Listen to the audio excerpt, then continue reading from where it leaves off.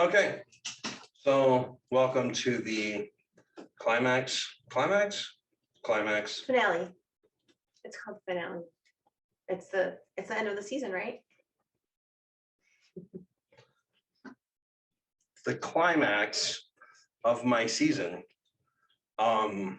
So anyway, welcome to the climax of my season, and I'm going to tell you what we're going to do today. My wife has been talking a lot of trash.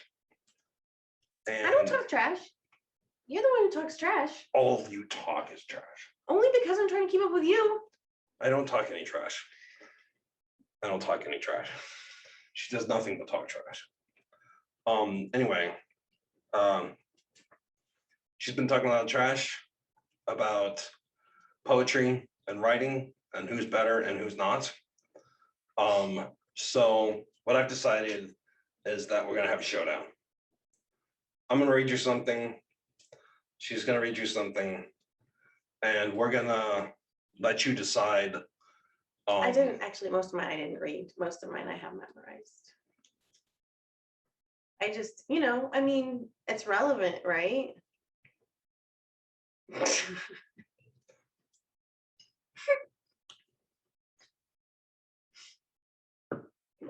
It's different than a reading. I guess I did read some of them. So what do we call it? Reciting? Okay. So she recited most of them, not all of them, for the record, to set the record straight. That's better. I like setting the record straight. Set the record straight. Thank you. Anyway, I gotta shut her up. I gotta prove to her who's best. And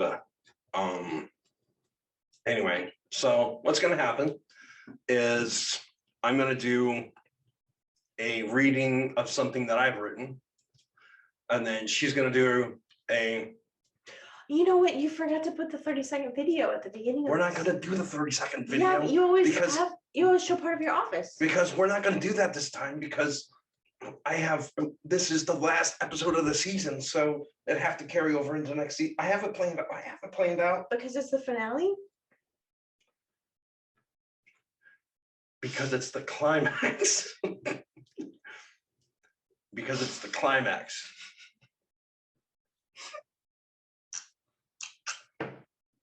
Anyway, I'm not gonna do the 30-second thing.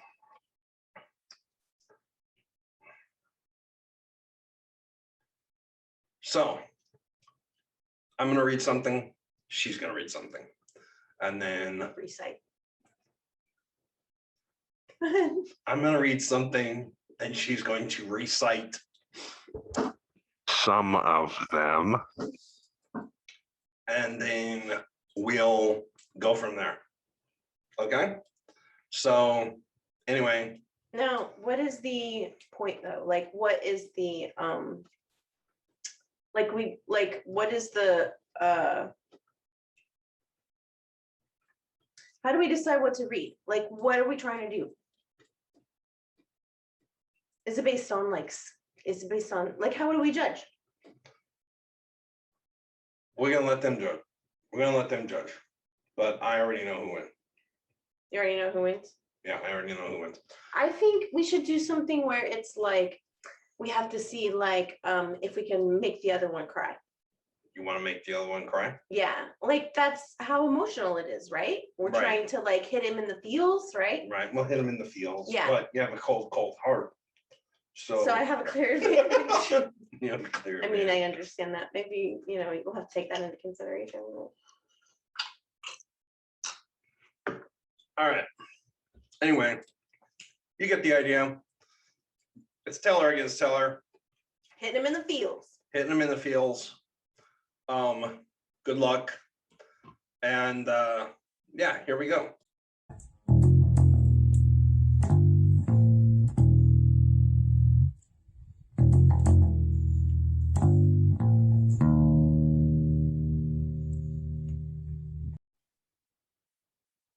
You are going down.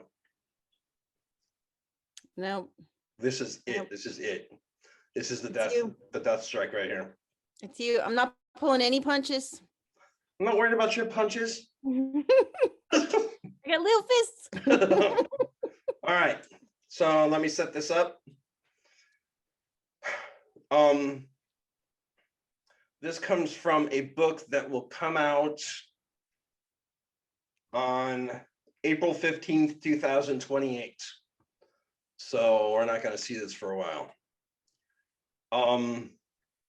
What's happening is there is a war going on between a group called the Howlers, which are based off of, is a society of barbarians based off of animals, and the rest of the mountain. The Flurry Fist, some of you may know from reading other things, but the Flurry Fist tribe is the Flurry Fist family line. The men are a lot bigger than the rest of the men on the mountain. Most men on the mountain are about 7 feet tall. These guys top out at like 9 to 10. So this takes place, this starts off the night before a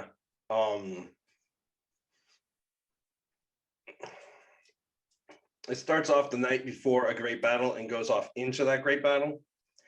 And there's a character in here named Skyrene. She's a young female warrior from a female matriarch warrior society, and she is in love with a guy named Gralton. And it has become clear to all the women in her society that Gralton is a fantastic lover. Okay, and that's what you need to know before we get into this. This chapter is called Grelin Flurry Fist. I don't like him, the Fury said to Skyrene. They both stared at Grelin sitting and talking to his men, and she felt sick to her stomach. He's too big, just too much, and he's too loud, Skya said. Not like Gralton. Gralton's just right. He's the size a man should be, this Fury warrior said to her. Skya turned to the woman and snarled, "If you touch my man, you will find it hard to fire a bow," Skya said. The words "my man" seemed to infuriate the woman, and she turned to glare at Skyrene. "No one's going to touch your man," she shouted.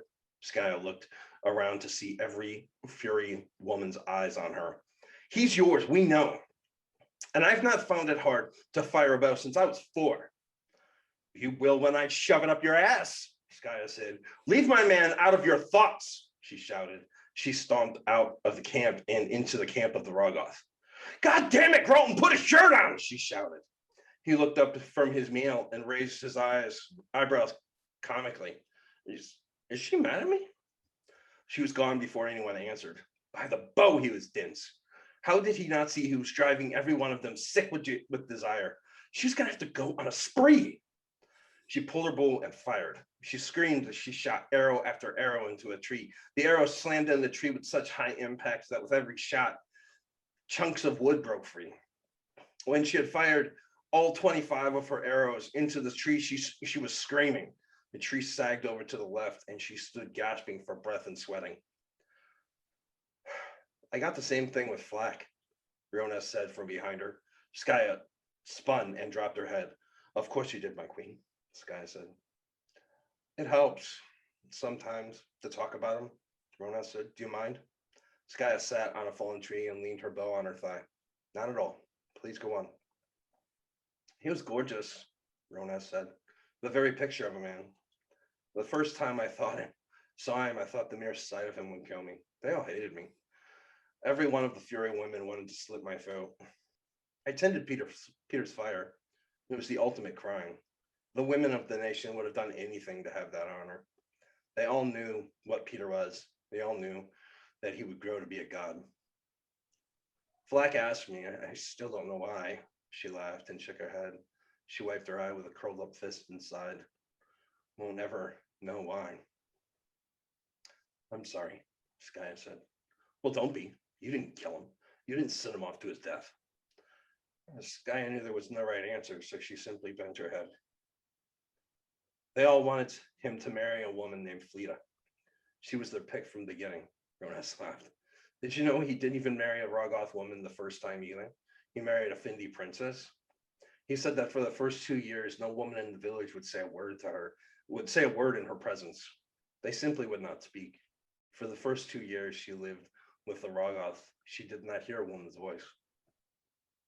That's horrible, Skaya said.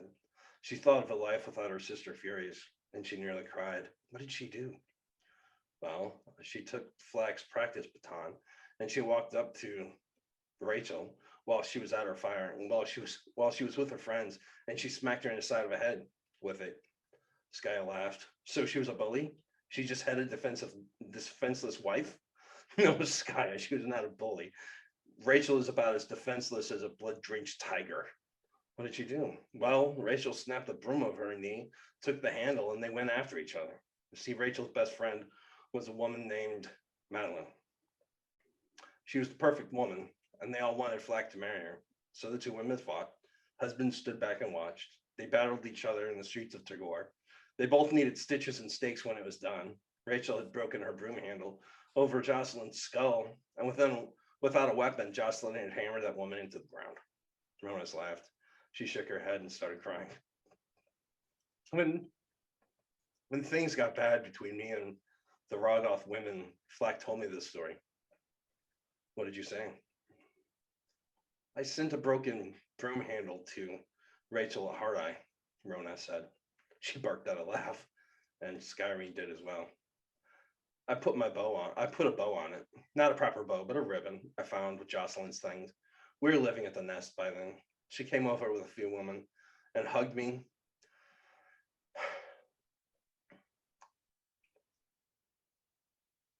Hold on.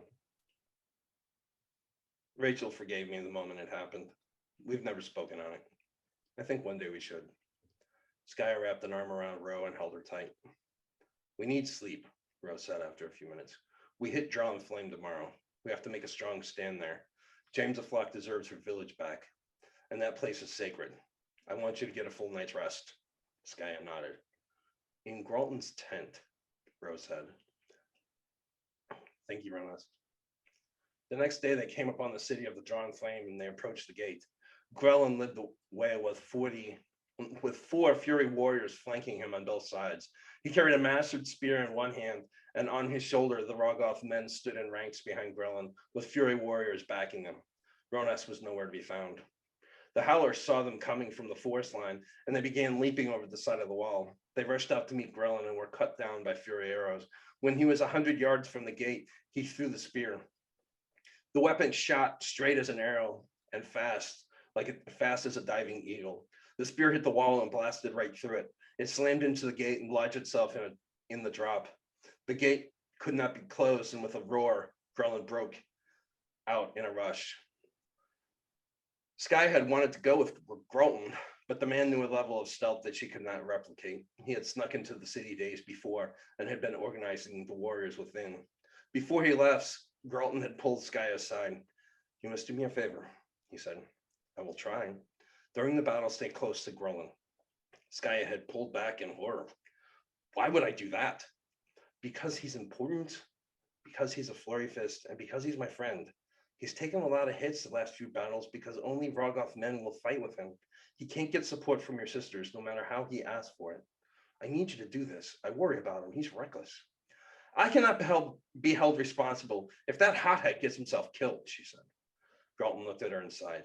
Fine. Tell him to find me in battle and I'll protect him, she snapped. Gralton laughed. Thanks, Guy. He had turned to Grelin and nodded. Grelin had walked over to her and wrapped his thick, sweaty arm around her shoulders. So you're with me then, huh? He said. She looked at him as if he were a shit-covered puppy and nodded. Now, as the fighting got intense, he called out for her and she cursed. They rushed into the battle and she fired all around him. The Howler warrior rushed him. He held the spear and charged with the strength and power to skewer the man on the spot. Grelin sidestepped the spear, moving faster than she thought possible, and he punched out once as he planted his feet. Grelin hit the man in the stomach and moved on. The man folded in half and vomited blood and what looked like the inner workings of his throat. She saw the man's loincloth explode as a fount of blood shot from his hind, and the man dropped dead. Skaya looked on in horror. She had never seen a thing as grisly and as terrible as Grelin in battle, and she wanted nothing more than to run from his side. He was a monster. How could he be anything else? But she had promised Grelin, so she fired around him and watched in abject horror as the man rushed through the enemy, turning bone to paste and pulverizing everything he came against. He reached the back of the city and climbed the porch of the temple. He was covered in blood and his fists were laced with bits of bone and flesh. He stopped at the door to turn around and roar, and the Rogoth roared with him. But this was the drawn flame, and the Howlers did not miss the significance of this place. They had filled its streets with their men, and when they reached the back of the city, the fighting was not over. Skaya turned to go back into the streets, but she felt a bloody grip wrap her arm, and she twisted it and spun and pulled back her arrow. It was aimed straight at Grelin, and she snapped, "Do not touch me. Do not lay a hand on me." "I'm sorry," he said, holding up his hands. "I'm going in there," he said, pointing at the temple. "You shouldn't." She knew that was the only mode of escape for the Howlers. There was a tunnel through there that led to other places. They could not afford to allow any to escape. That place will be filthy with these animals," she said. She turned around. She fired and stomped forward and was set to charge into the streets when she looked back and saw him disappear into the temple. She cursed and looked at where he had gone. She looked at the fighting in the streets and she scowled. "Damn it, Flurry Fist," she screamed. She jumped at the door with both feet knocking it open and landing bow drawn in the entrance. She looked at the building, seeing it had been doused. Seeing they had doused the sacred fire. She grabbed the small lamp by the door and stowed her bow on her back. She pulled a dagger and walked in. She entered the darkness and felt a body fly past her. She heard it slam against the wall and turned to see that it had a shattered back. It looked as if the man had been creased at the back, and Skaya turned away horrified. It took a monster to kill a man like that. She hated this beast more than she could imagine, and she walked on, following the piles of bodies. She entered the main room and saw him there with 4 Howlers around him. He had a chain wrapped around his neck. One had a chain wrapped around his neck and was hanging from it. One had a spear in Grolin's thigh. The last 2 stood before him with swords drawn. 3 arrows and 3 of them were dead. Grelin gripped the chain of the man that held it and brought him around to slam him on the ground at his feet. He stomped his foot down on the man's face, and his bare foot came away covered in pulp. She grit her teeth. "You came," he said. "That's excellent. There are more coming." She heard a sound, a scraping sound, a set of them, then a third. She looked around her, seeing the balcony that overlooked the main hall and the floor. She looked up at the dome ceiling and she looked at him. He grinned for a moment and shrugged. He smiled. She heard then and she knew what it was. She shouted, "Saws!" And she turned for the door as the upper balcony crashed and crumbled. The door out collapsed and she looked up, seeing the dome dropping on her. She screamed and Grelin was on her. She was slammed to the ground and every bit of light disappeared. She knew she was dead, and she fought to bring Grelton's face to mind, but all that met her in the darkness was the terrible fate of being crushed to death.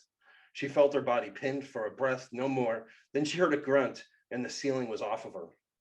She felt hot breath on her face, and she screamed. She punched. She hit solid muscle. She clawed, and she found a face. She grabbed it and clawed the cheek. She ripped open the lip. She punched and punched, but felt only hard face and body. She could feel that nothing was pinning her down now, and she grabbed her daggers and found the throat. She could not breathe. She readied herself for a slash when she heard a wheeze and a whimper. She stopped. She touched the body above her. She found it to be huge. The shoulders were so thick that she could only touch them both if she stretched her arms as wide as possible. She grabbed the head, and she heard a grunt. Strife, she heard above her. It was a grunting, nothing more. Grelin. She heard a gasp for air, and she touched him, reaching up and feeling him, and feeling that hundreds of pounds of roof sat on his back. He knelt with his body held straight, his arms braced under her, holding the crushing weight of the roof off of her. "Wilden," he grunted. "Grelin?" Skaya touched said. She touched his face, feeling it quivering and bleeding. She held the side of his face and he grunted. Earl. He drew in breath and sobbed out the name. Flora. Girl, and I'm with you. I'm right here, she said. Helena. Eric, he said. She was crying now, and she could only lay in the dark under the only thing that was keeping her alive and caress his face and weep. Ronest, Rugamon, Bertham, Virgil, Vesca, the Delacar. Beale, he said.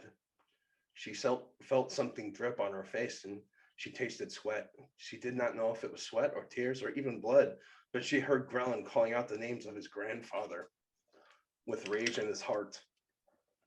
Borland Flurryfish, Fist, Masha, Tomei, Dousty, he called.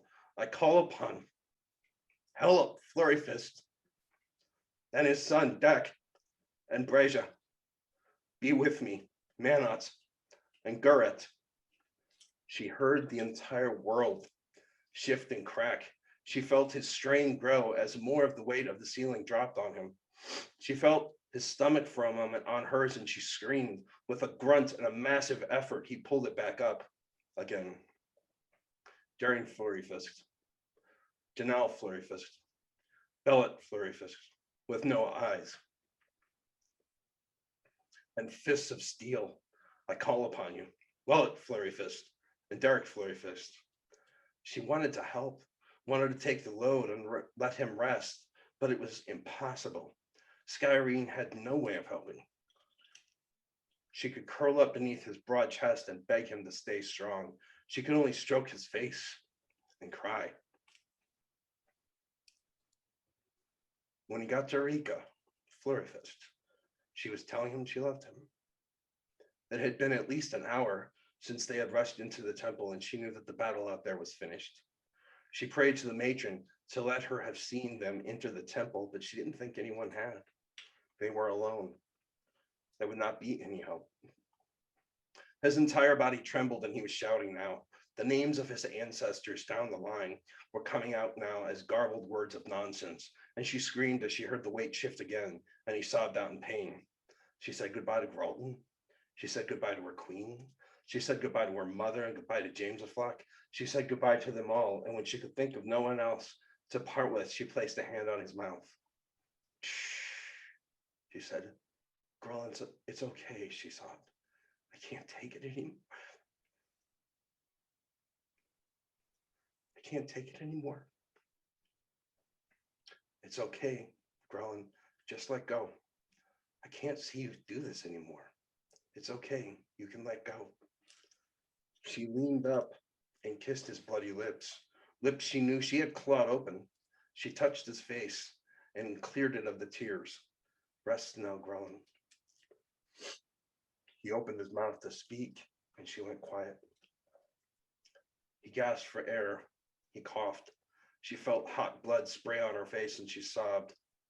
He was fighting to speak, and she strained to hear his last words. Lopa Flurryfist.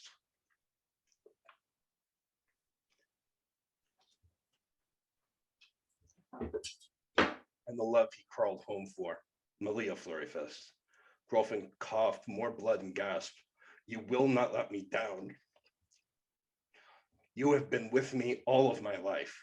Now watch me. As I live the name you gave me. Burka Flurryfist and Deem his son. Burnus Flurryfist. They called you the Storm of Knuckle. For your greatness. Now witness mine. He held for hours, saying one name after the next, calling out for more of him and more of his line to watch him save her, to watch his might hold out against the impossible. She wept and she waited she waited to die, and she prayed to stay brave enough to watch him die well. She kissed him again and laid under him as the weight shifted on his back, and he called out to the mightiest men, the grand men, the men of legendary size, the gods of the mountain he called upon, and they were listening.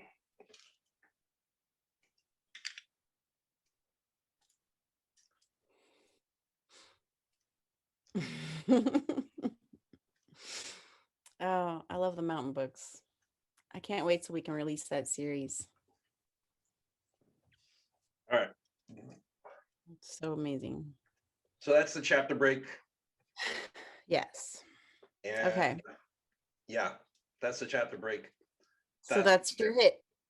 That's This your is hit. my hit. Okay. All right. I'm going to read a poem called Homecoming. As far as I know, this is going to be in Composing Ripples, which is book 3 of Flowing in the Trenches. So it's going to be a couple years before this book comes out, but I'm going to use this one tonight. I think it's a good hit. Here we go. How about you ditch your friends and I'll ditch mine? We'll sneak away and find somewhere to shine. We won't be high schoolers. We won't be misfits. We'll just be two spirits who finally exist. Let's break off these shackles of schedules and cliques, kick back and relax in the infinite bliss of the rhythms we two can create and define through the endless churning of the beasts in our minds. Come with me now, please. In this moment, we'll freeze all the doubts and uncertainties stifling the breeze. You can follow me past all the doors down this hall and we'll open a window together and fall past the bricks and the desks and the chalk and the rails, past the wires and boards, the light bulbs and nails, past lockers and tiles, the clocks and the teachers, past concerts and plays and gymnasium bleachers. We'll fall into petals of beauty and grace, evaporate raindrops invading our space, and whisper about the sweet luck we have found after secretive hours of sneaking around. Slip into my car and we'll just drive away. Let this whole town gossip of the day. 2 shining stars disappeared from the sky. And of course, everyone will speculate why, but they'll never know. These creatures, we theorized something better to do. We left behind futures with reason and rhyme, abandoned constructions like money and time, to fly across magical forests with ease, to sleep in lost caves and climb fish and catch trees, to kiss above cliffs under beautiful moons and dance along rivers to nocturnal tunes. So much grand adventure awaits us ahead.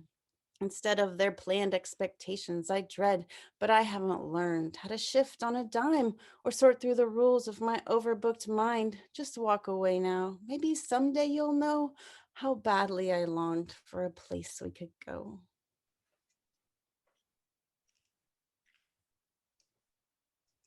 That one doesn't count. It counts. That one doesn't count. Why doesn't it count? This is about our past and always makes me cry. And so I'm disqualifying that one. Doesn't count. And Flack and Ronest isn't about our past? All right. I think I was crying when she was talking to Ronest. All right. That always gets me. All right. I don't know how we're going to judge who wins the shootout. They'll have to answer it in the comments. Maybe that's the only way to do it. All right. Okay. Bye. Bye.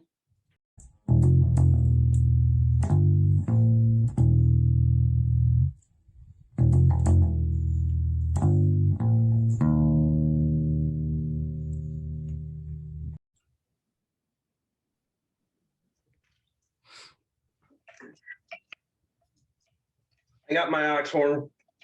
You don't scare me. I got my magic hat. I noticed you didn't say you don't scare me, so I'm just gonna go on the hunch that you're terrified. You're pretty scary.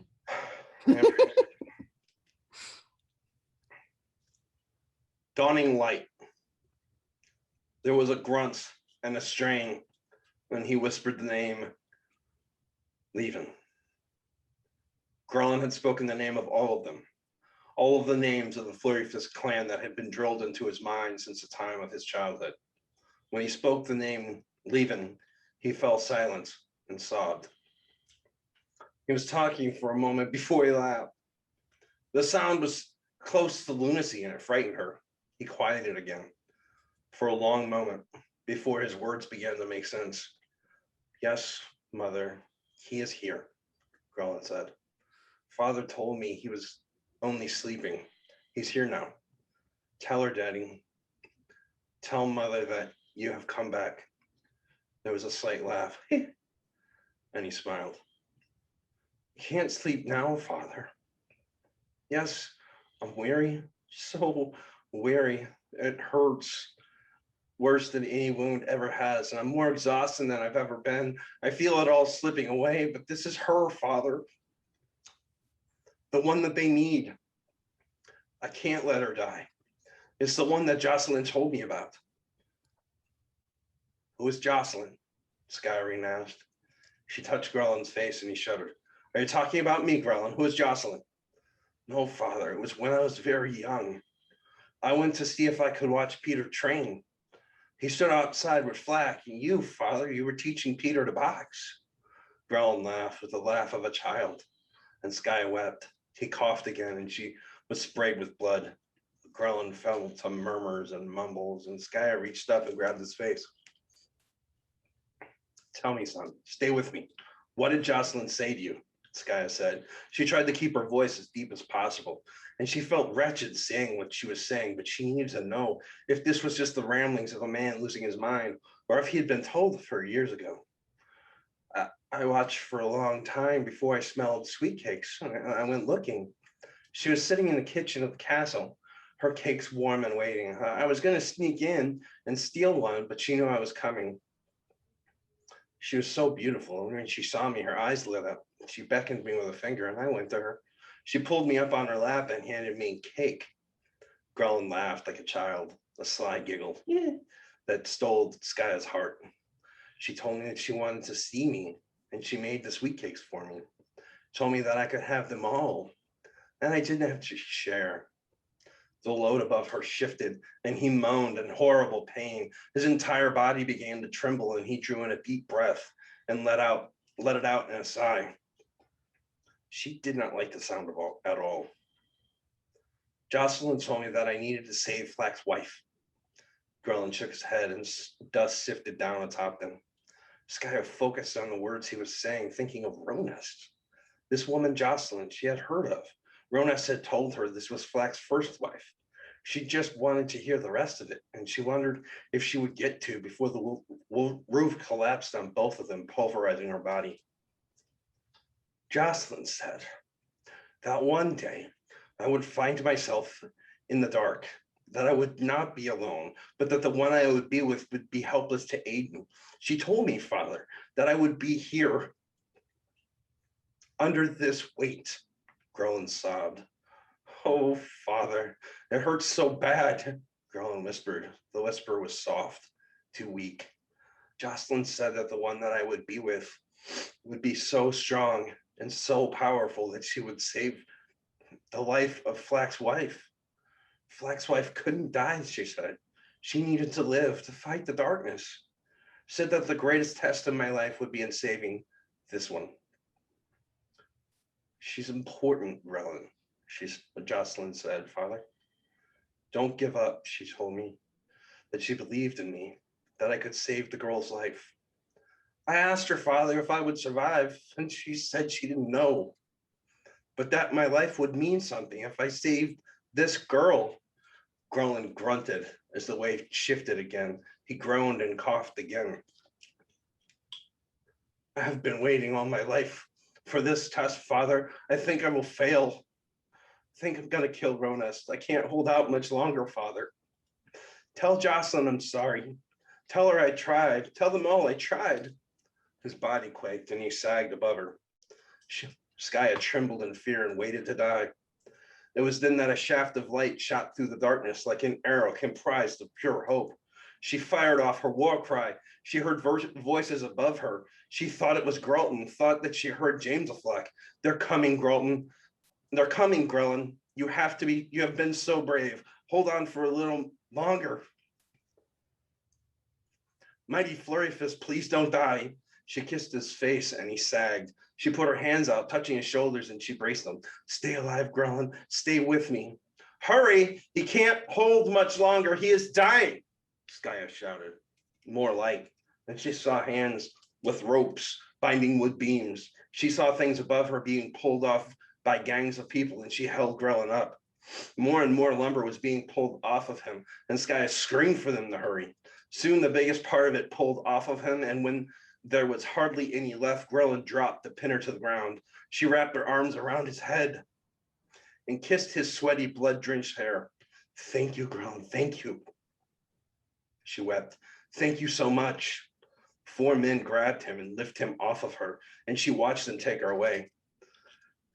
She felt relief, real and pristine, lift within her, and she looked up at her hero, seeing that he had a huge spike of wood driven in his back. She cried out in horror and reached for a hand up.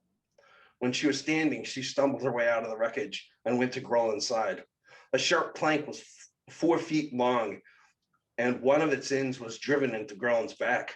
The blood flowed freely, and she shoved people away and gripped it. Gralton stopped her. You can't pull that out of him, not yet, he said. Why? It's killing him, she says. True, but if you take that out of him, he will bleed out in seconds.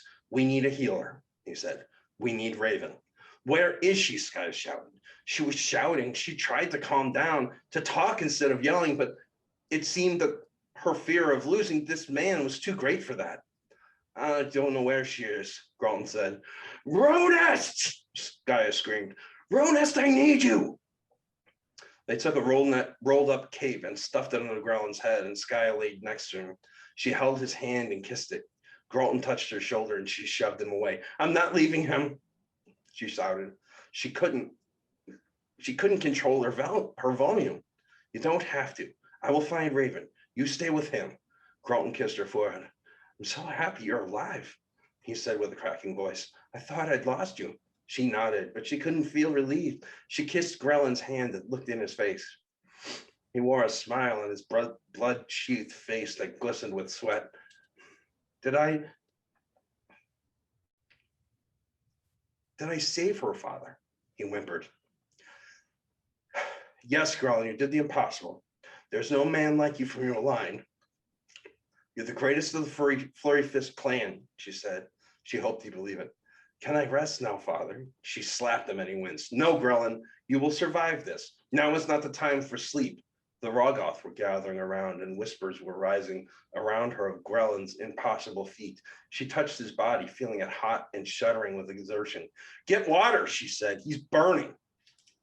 They came with pails of water and tossed them on Grelin's body. He shivered but sighed, and steam rolled off of him. They kept splashing him with water, and he opened his eyes. When he spoke, his teeth chattered. Did you live? He asked. Are we in the death dream? She kissed his lips the way she would kiss a fury warrior. No, Grelin, we are not dead. We did leave. We did live. You saved my life. Jocelyn will hear of this. Your ancestors will hear of your glory. But you're not done yet, Grelin. We still need you. Peter still needs you. He sent you here to save the Fury Nation. Saving one is not enough, she said. Even if that one is as mighty as I am, she said, tears rolling down her cheeks, and he laughed. Kind of excited about yourself, aren't you? He said. She laughed, a laugh that sounded like a sob. What is wrong with my back? Hurts like you wouldn't believe. You have a plank in your back, she said. Men above her touched her shoulders. She looked over her shoulder and they pointed at Grelin. Let us take him to our people. He needs to be with his brothers, the man said. If you try to take him anywhere, I'll slice your head off. Do you understand? She said. If you try to part me from him, I will kill you. All. Ronas put her hand on the man's shoulders and he turned scowling. Bring your brothers. Bring them all. We will set a vigil around him tonight. All of us. We will talk of his might and hear the story of the past. And Skya looked at them. Day? We were under there for a day? We didn't know to look for you. We searched everywhere and finally decided that you'd chase the enemy into the woods. We assumed that you would return when the battle was over. When Benton got here and told us you were not out there, we decided that you'd been crushed beneath the temple. We wanted to drag your body out. Skya kissed Grelin again. She was overwhelmed with awe, and she looked up at the healers. You're going to save him, she said. Failure is not a possibility. He lives, and you do. The healer nodded. I will keep him alive, she promised. Skya did not know how the woman could keep such a promise, but she felt assured by it. They bandaged every wound on Grellin's body. They kept splashing him with water until no sign of exertion fever, and she stayed on the ground, her face looking at him as he slept. She had never seen anything like him, had never known this kind of strength could be possible. It was late that night when they came with Darrow. Jonathan walked with her, and she stepped before Grellin and stared down on him. What happened here? The young girl said. Can you fix him? Skaya asked. The girl looked at him and lowered herself to her knees, and she bent to look at Grellin. Do you want to survive this, Fleurfist? Or do you want to go to the hall now? What kind of question is that? Skaya hissed. She got to her knees and her hand dropped to her dagger. Jonathan moved faster than any man his size could have been able to, and she felt a hard impact on her head. She felt a great tolling as if a gong or bell, and she fell back staring up at the sky. The man's face looked down on her and scowled. Stay down, he said. If you reach for your dagger again, I'm going to knock you out and bind you. She looked at him and fought to say something. She did not know what that something was going to be, but she found she could not say it before darkness claimed her. She woke up in the dark. She sat up and reached to her side. Her bow felt wrong, and she ran her fingers along its length and realized it was broken. She reached to her hip and she felt her daggers. She looked around her, seeing all darkness, and she realized that she was on a bed. There was laughing nearby, and she rolled off the bed and caught herself on her fingers and toes silently. She got to her feet and gripped her daggers. A sliver of light cut the room in half, and she saw the door and heard the laughing again. A great boisterous laugh filled the room, and she slid to the door. She grabbed the handle and very slowly slid it open. She saw a room filled with men drinking. Her eyes instantly fell to the massive man sitting in a chair that hated him. She could only see his back. He wore no shirt, and a massive scar 4 inches wide and 3 inches thick sat on his back a few inches from his spine. He laughed again and gripped a steel flask and drank from it. She stepped out of the room and fought back tears. There she is, Jonathan Steeltooth said. The whole room looked up at her, and Grellin turned to look over his shoulder. Hey, killer, he said. She exploded in a sprint, and he reached out for her. He grabbed her in a hug, and she fought to get her arms around her. She squeezed, and he burped. She giggled and pulled back. She slapped his chest and said, You're gross. He looked up at the table, seeing Gralton, and she grabbed his face and kissed him. She saw Benton, Jonathan, and Ronest. Ronest was drunk. There was no doubting it. She looked at Gralton and realized that he had not been drinking at all. She thought that odd. Gralton's dice sat in the middle of the table. He had found them in the Outland and had tried to teach her the rules of the game, but she had no interest. Benton handed her a flask, and the whole room fell silent. She looked at them all. What? She said. No one spoke.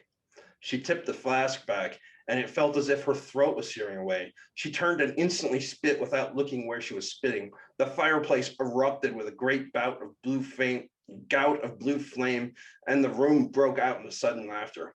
What is wrong with that brew? She asked. What indeed? Benton asked. Benton said. Grellin took the flask from her and took a big swig. He grabbed the brand from the fire and belched at it. A small blue flame of fire spit up into the air, and they all laughed. She looked at Grellin and grabbed his face and looked him in the eye. She fought for the words to say, but could find none.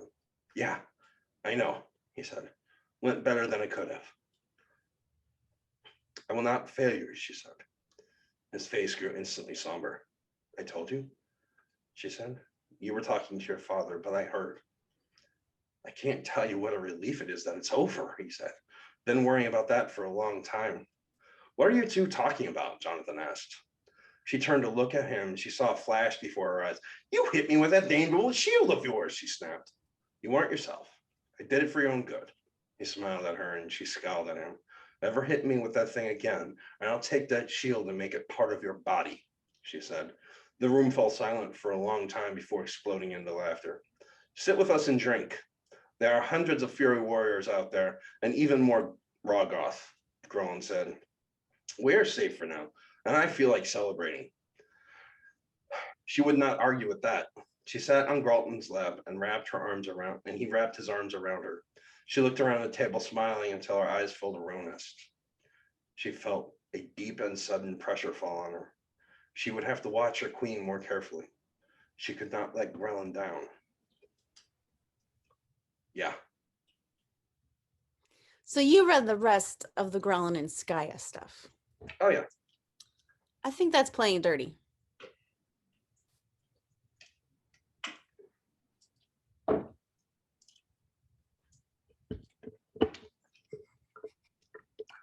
There is no playing dirty in war.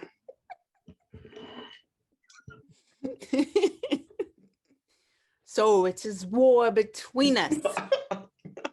Okay. All right. I'm gonna read a poem called Something to Prove. Okay. I don't know what book this is gonna go in, but it's not in Flowing in the Trenches, so it's gonna be in a later series. I did read it on my YouTube channel, but it's not gonna come out in a book for a while. So So it's about me and you again. okay. Oh, this was it. Okay, go ahead. Hey, do you know, I don't know what it is. Yeah, Well, you'll figure it out pretty quick. I'm in Okay. trouble. I'm in trouble. I'm in trouble. Yeah, this one, yeah. I'm not pulling any punches. Okay, here we go. We can be the Droogettes, Misty said hopefully, but a Droog isn't something that a girl can be. Why not? I asked. Tell me just what they said, and she spit back the words they had put in her head. She said a Droog is a kind of thing girls cannot know because there are some places a woman can't go. Now, all women here are still fighting a war, and we pick up the mission that's set down before us. So in that moment, I knew I had to prove that a woman could understand being a Droog. My plan was simple. I'd follow one rule. Anywhere he would go, I would go too. So I found sterner stuff and brought more than enough because it's about loyalty, not about love. When he needed a ride, I would hand him my keys. When he orders a burger, I add fries and cheese, and the sign on my door always says vacancy. When he's lost and exhausted from wandering the streets, when he calls my name, there is one thing I say, and that's I'm on my way any time of the day. And you know I've got plans, I've got places to be, but I'm here for it. Anytime he has a need, I won't hesitate. Give it no extra thought. And I'll tell you now some of the victories it brought. I scouted the lands where he buried Sapphire. I slipped him a knife so he'd cut free from Siren. I gave him the sword he used to slay the dragon. You cut out the mouth when the tongue starts to wag. And at the gates of hell, I followed him through, said to everyone else, I'll do this without you. No questions asked. Doesn't matter the task. If he's holding a shovel, it's gloves that I'll grab. If you pause for a moment, the job may sound frightening. He shows up with gasoline. I bring the lightning. Some nights were dark and left my light heart reeling. Why, it was my duty to break this glass ceiling. But from this day forward, let no man conclude that a woman can't understand being a Droog. All right, none of that was fair. This concludes round 2.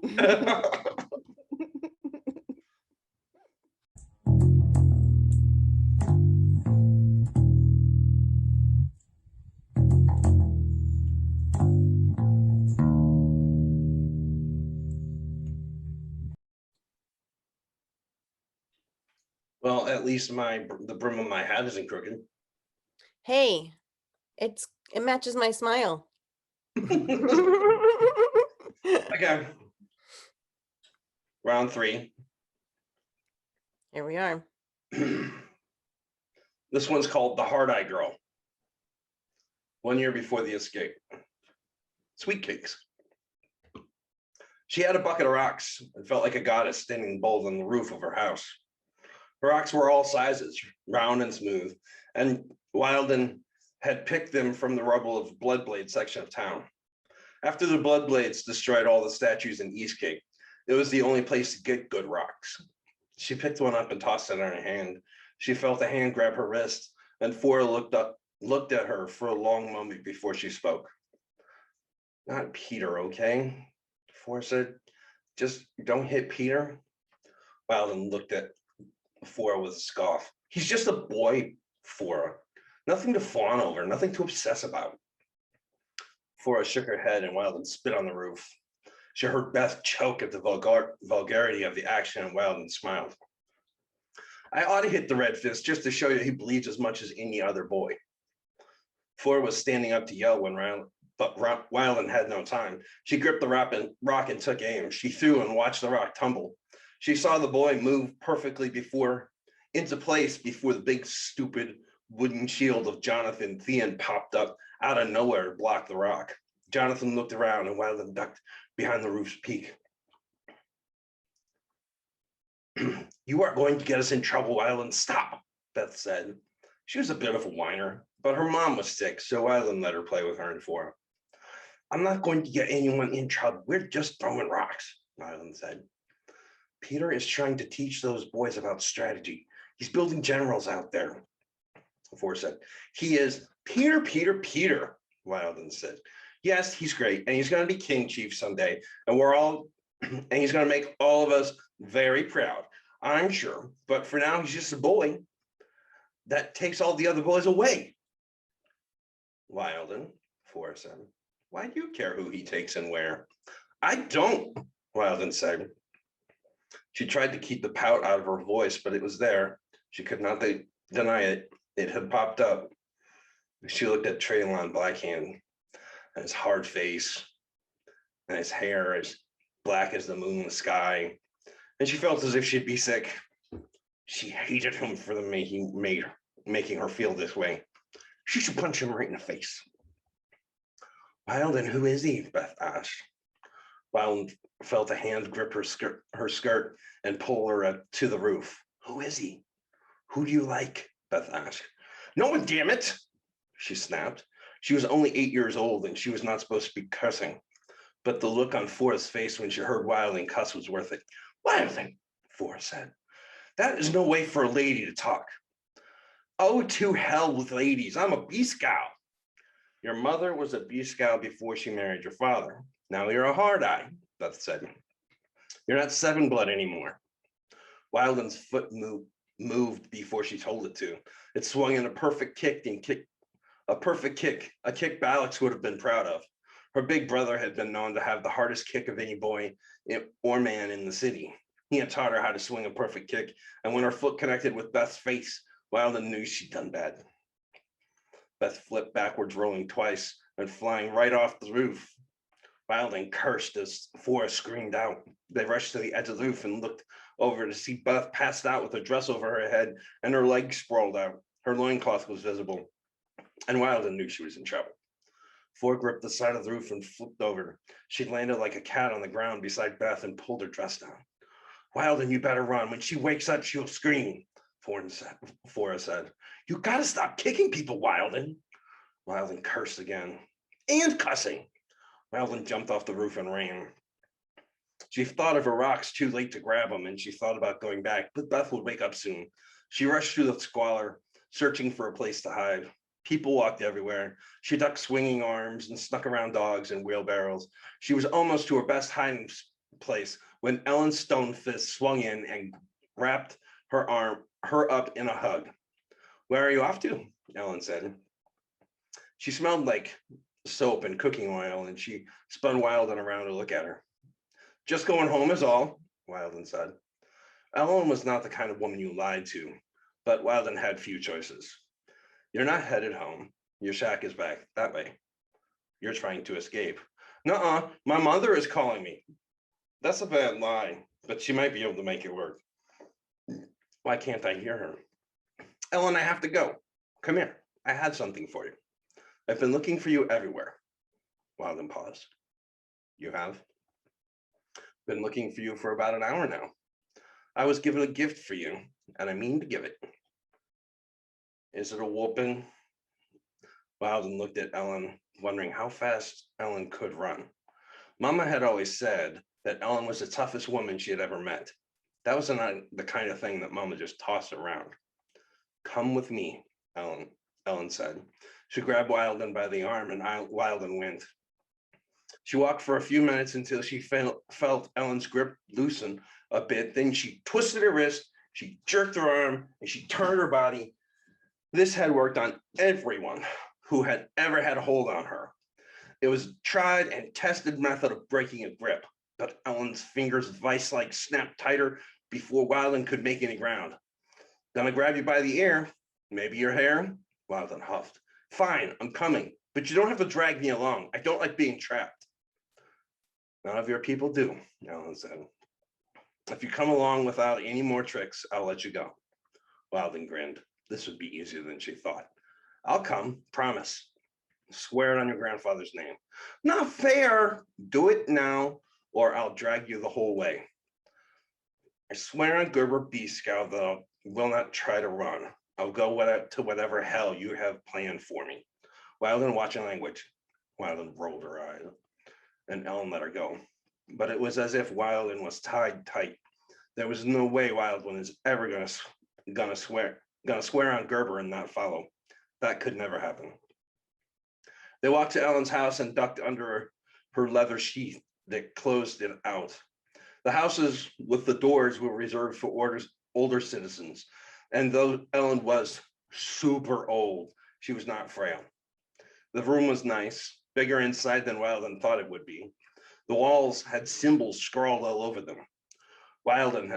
Mama had once told Wyldon that it was spoken words written out so they could be spoken back anytime Ellen wanted them to be. Wyldon had asked her mama what sorts of things Wyldon drew out about. Mama had simply shaken her head and looked away. That was enough for Wyldon. Ellen sat in a chair with a cushion. Wyldon had never sat in a chair with a cushion before, and she felt the soft fabric and she giggled. Ellen reached into a corner and pulled out a platter filled with sweet cakes. Wyldon gasped. They were the kind with the white frosting, the kind only Jocelyn Redfist knew how to make right. There were 7 of them, and Wyldon was trying to figure out how she was going to steal all of them when Ellen set the platter on her lap and said, "You can have 3 now, the rest I will keep for you, and you can come get them tomorrow. How about I eat 4 now and 3 tomorrow? It's a better plan. I like mine. 3 now, 4 tomorrow. Why are you giving them to me and only me?" Wyldon was beginning to think there was a trick here she was not seeing right. "They are a gift. From you?" "No." "From who?" "I made a promise not to tell." What had Ellen just said? "Someone made you promise to give me these sweet cakes and you said yes." "I did. But you can't tell me who they are." "No," Ellen said with a smile. "I will not give you their name." "Boy or girl?" "Nope." "Man or woman?" "Nope." "What do you mean, nope?" "I told you, Wyldon, I'm not going to tell you who gave them to you. I made a vow." Wyldon stuffed part of a sweet cake in her mouth and chewed while she spoke. "Last time you said it was a promise." "What?" Ellen asked. Wyldon took 2 bites. She wanted to argue that the cakes were good and they needed to be eaten. "You said promise before, that you had promised not to tell me. Then you said vow." "Yes." "Well, everyone knows that a vow is more powerful than a promise. A promise can be bent a little. An oath." "What?" Wyldon heard the whine in her voice, but she couldn't help it. "You said promise, now you're saying oath. Which is it?" "It's all 3, Ellen said with a chuckle. "All 3? Wyldon stuffed more cake in her mouth and fought to talk around it. "How can something be a promise, a vow, and an oath? You make no sense, Ellen. No sense at all." More room in her mouth, more cake went in. "You don't believe me?" Ellen said. "Not for an instant. How about I tell my papa to make you tell me?" "You know he doesn't scare me," Ellen said. "Is it a boy?" Wyldon said. "Was it Traylon?" She felt her heart flutter and she gasped for breath. It was not Traylon Blackhand, I can tell you that much. Wyldon stuffed the last bit of cake in her mouth and she smiled. She handed the tray back to Ellen very carefully. She watched as Ellen's hand closed around the platter and the woman had the rest of the cakes in her hand when Wyldon snatched one and ran. "Wyldon Hard Eye!" Ellen cried out, but Wyldon would not slow. Ellen may be tricky with the grip of a full-sized man, but she could not run as fast as Wyldon. Beth had 2 black eyes the next day when they met in the alleyway. She looked scared, and Wyldon wrapped her in a big hug. "I'm so sorry. I didn't mean to hurt you." When she pulled back from Beth and looked into the girl's eyes, Wyldon broke into tears. "Just hit me," Wyldon said, sobbing. The girl pulled back. "Do what?" Wyldon shut her eyes and braced forward. "Come on, hit me. You can hit me as hard as you want." Beth on the floor gasped. "I'm not going to hit you." "You have a little fist," Wyldon said. "If you want to grab a piece of firewood, you can hit me with that." "She's not going to hit you with firewood." "When one of my brothers hits another one and the one that gets hit gets a free punch at the one that did the hitting. Just get it over with," Wyldon said. "Your house is a battlefield," Forrest said. Wyldon laughed. 5 brothers and 6 dogs. Mama wants a bear, but the house is so small that we can't. Your mother wants to get a pet bear, Beth said. She said she would name this one Spring's Delight, but we can't get one until Flack takes us back to the mountain. Every red fist says they will be the one to take us back to the mountain, but my father said we'll never go back, Beth said. Wilden felt her heart sink a little. She thought of the one time she had been allowed to go to the foot of the mountain, and she felt a deep well of sadness fall upon her. Peter would get us there, Forrest said. Never bet against Peter. Your father had not seen what my Peter can do yet. One day we will go back, and when we do, we'll all follow Peter. And you, Wilden said. Let's not forget that you will get to tell us what to do. Forrest smiled, and Wilden knew in that moment she was not as pretty as Forrest. Almost everyone, Wilden. I'll tell almost everyone what to do. I will not waste my breath on you. I know it will be a waste of time. Everyone laughed, and Wilden decided that some things were better than being pretty. She took them all to Ellen's house, and they ate sweet cakes together. Wilden had let Forrest set to work, and she just sat back. Flora was systematic about her questionings. Her questions were well thought out and thorough. They picked at every nuance of the mystery. These were the questions that no man or woman could work around.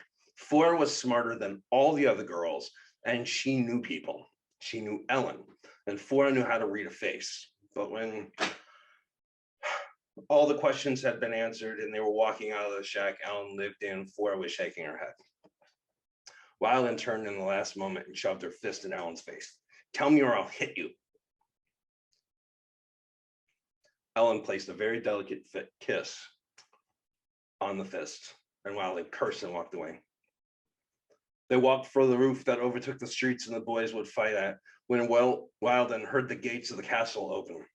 The sound of the portcullis rattling up echoed through the streets, and Wilden elbowed Flora and they broke out running. The king chief had not come out of the castle in weeks. He came to Millith and the people as little as he could, preferring to stay locked away in his castle while his people lived in shacks and hovels below. Wilden's father told her many times that the king chief was a pig who had stolen his throne. Her papa had gotten drunk that day and sobbed in Mama's arms, asking, why won't the Red Fist lead us?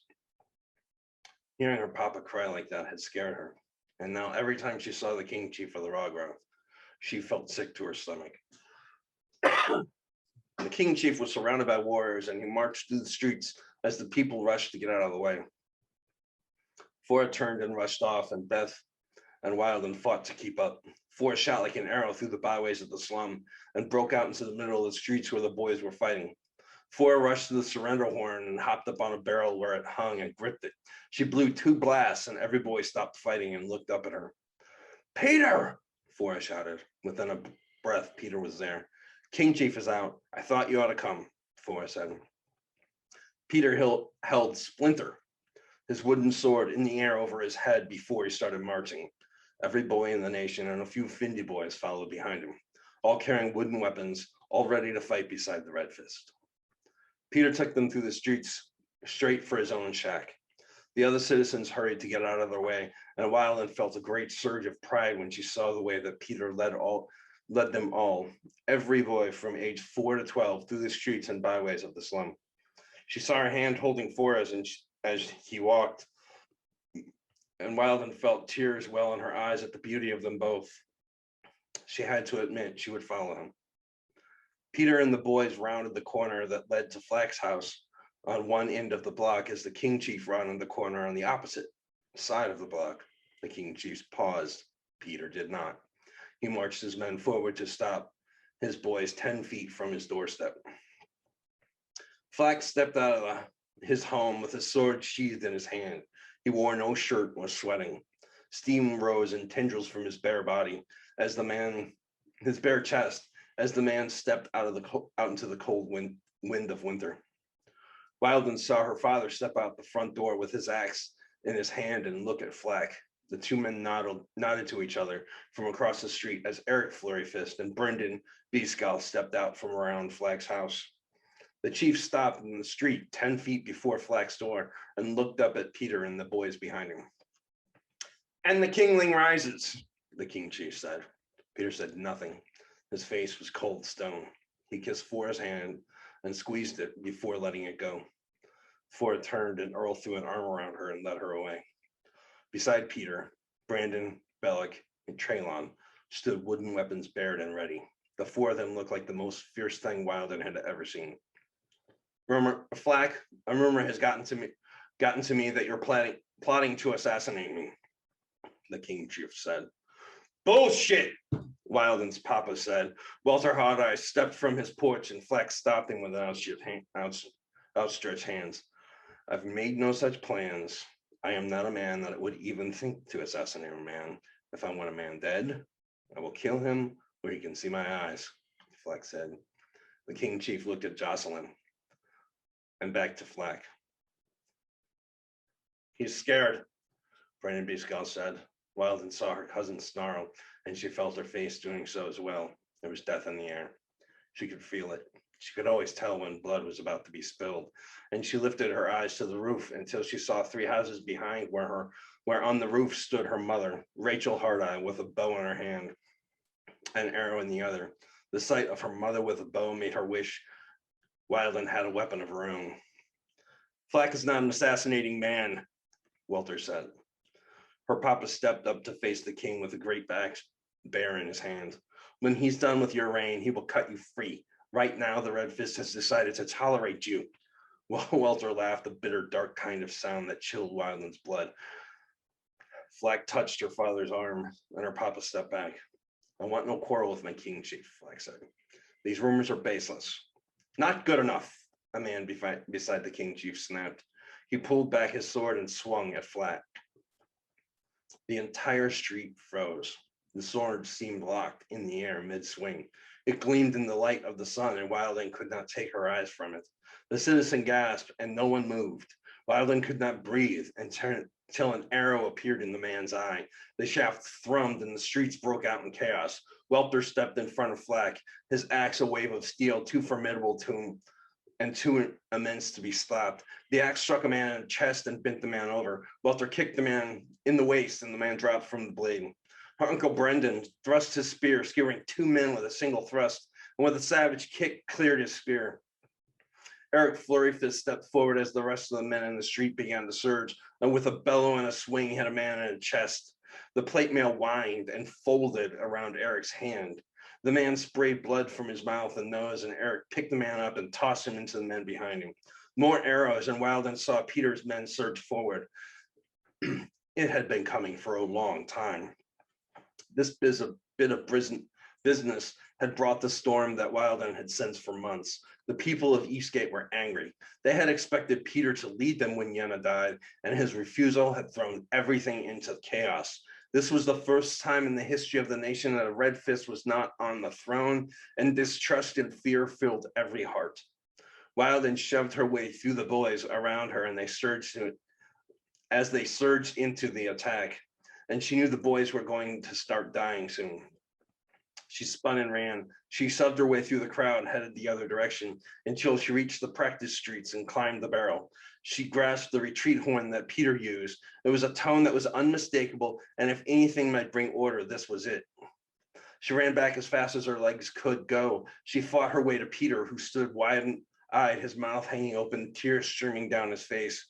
Wilden stuffed the horn in his hand and squeezed. She heard men and boys sighing around her, and it seemed as if the air was screaming. She shook Peter for a moment until he looked at her.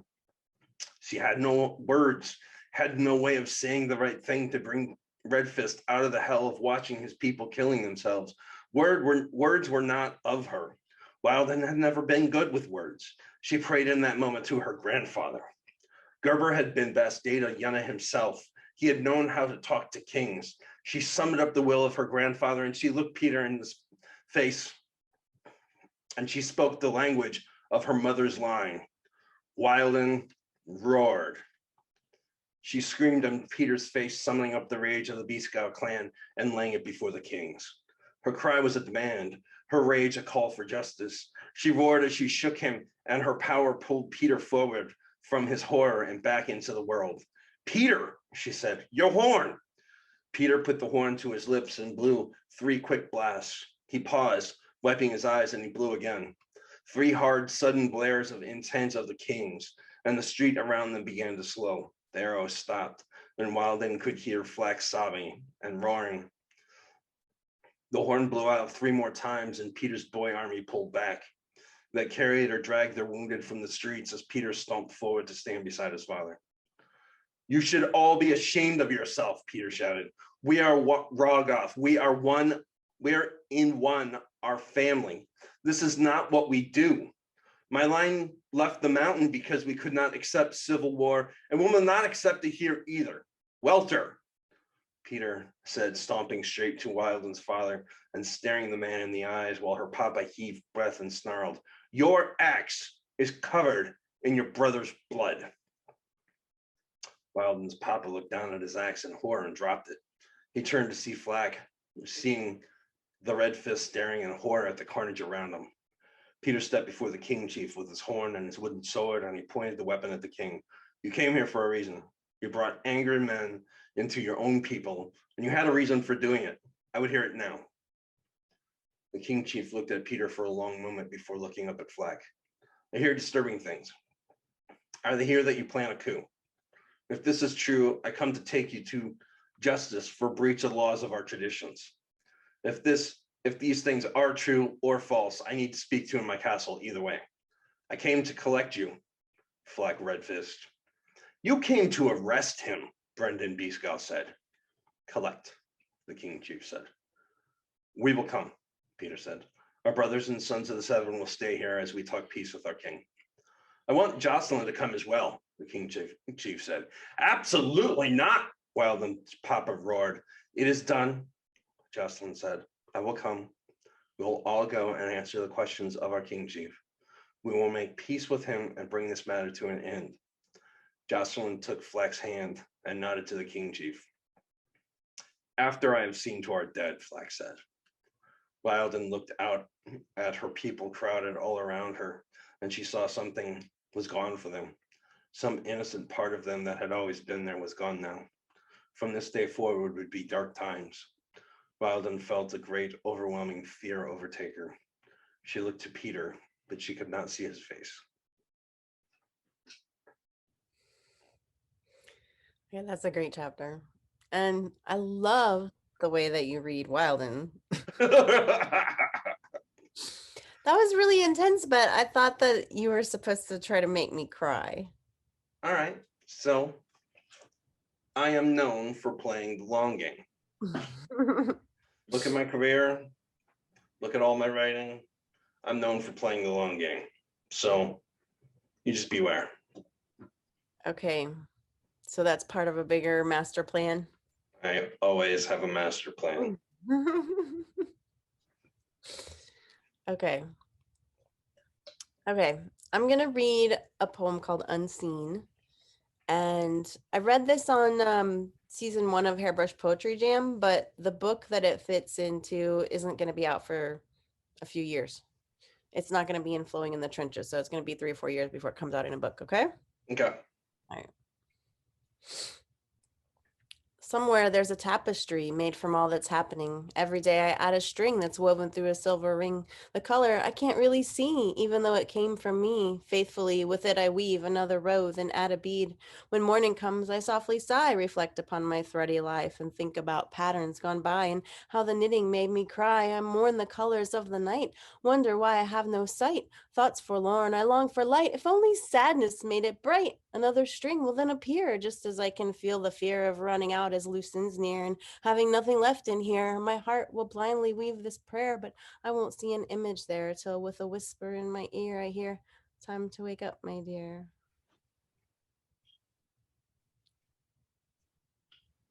I got you. Shut up. You shut your mouth. All right. That was round 3. That was round 3.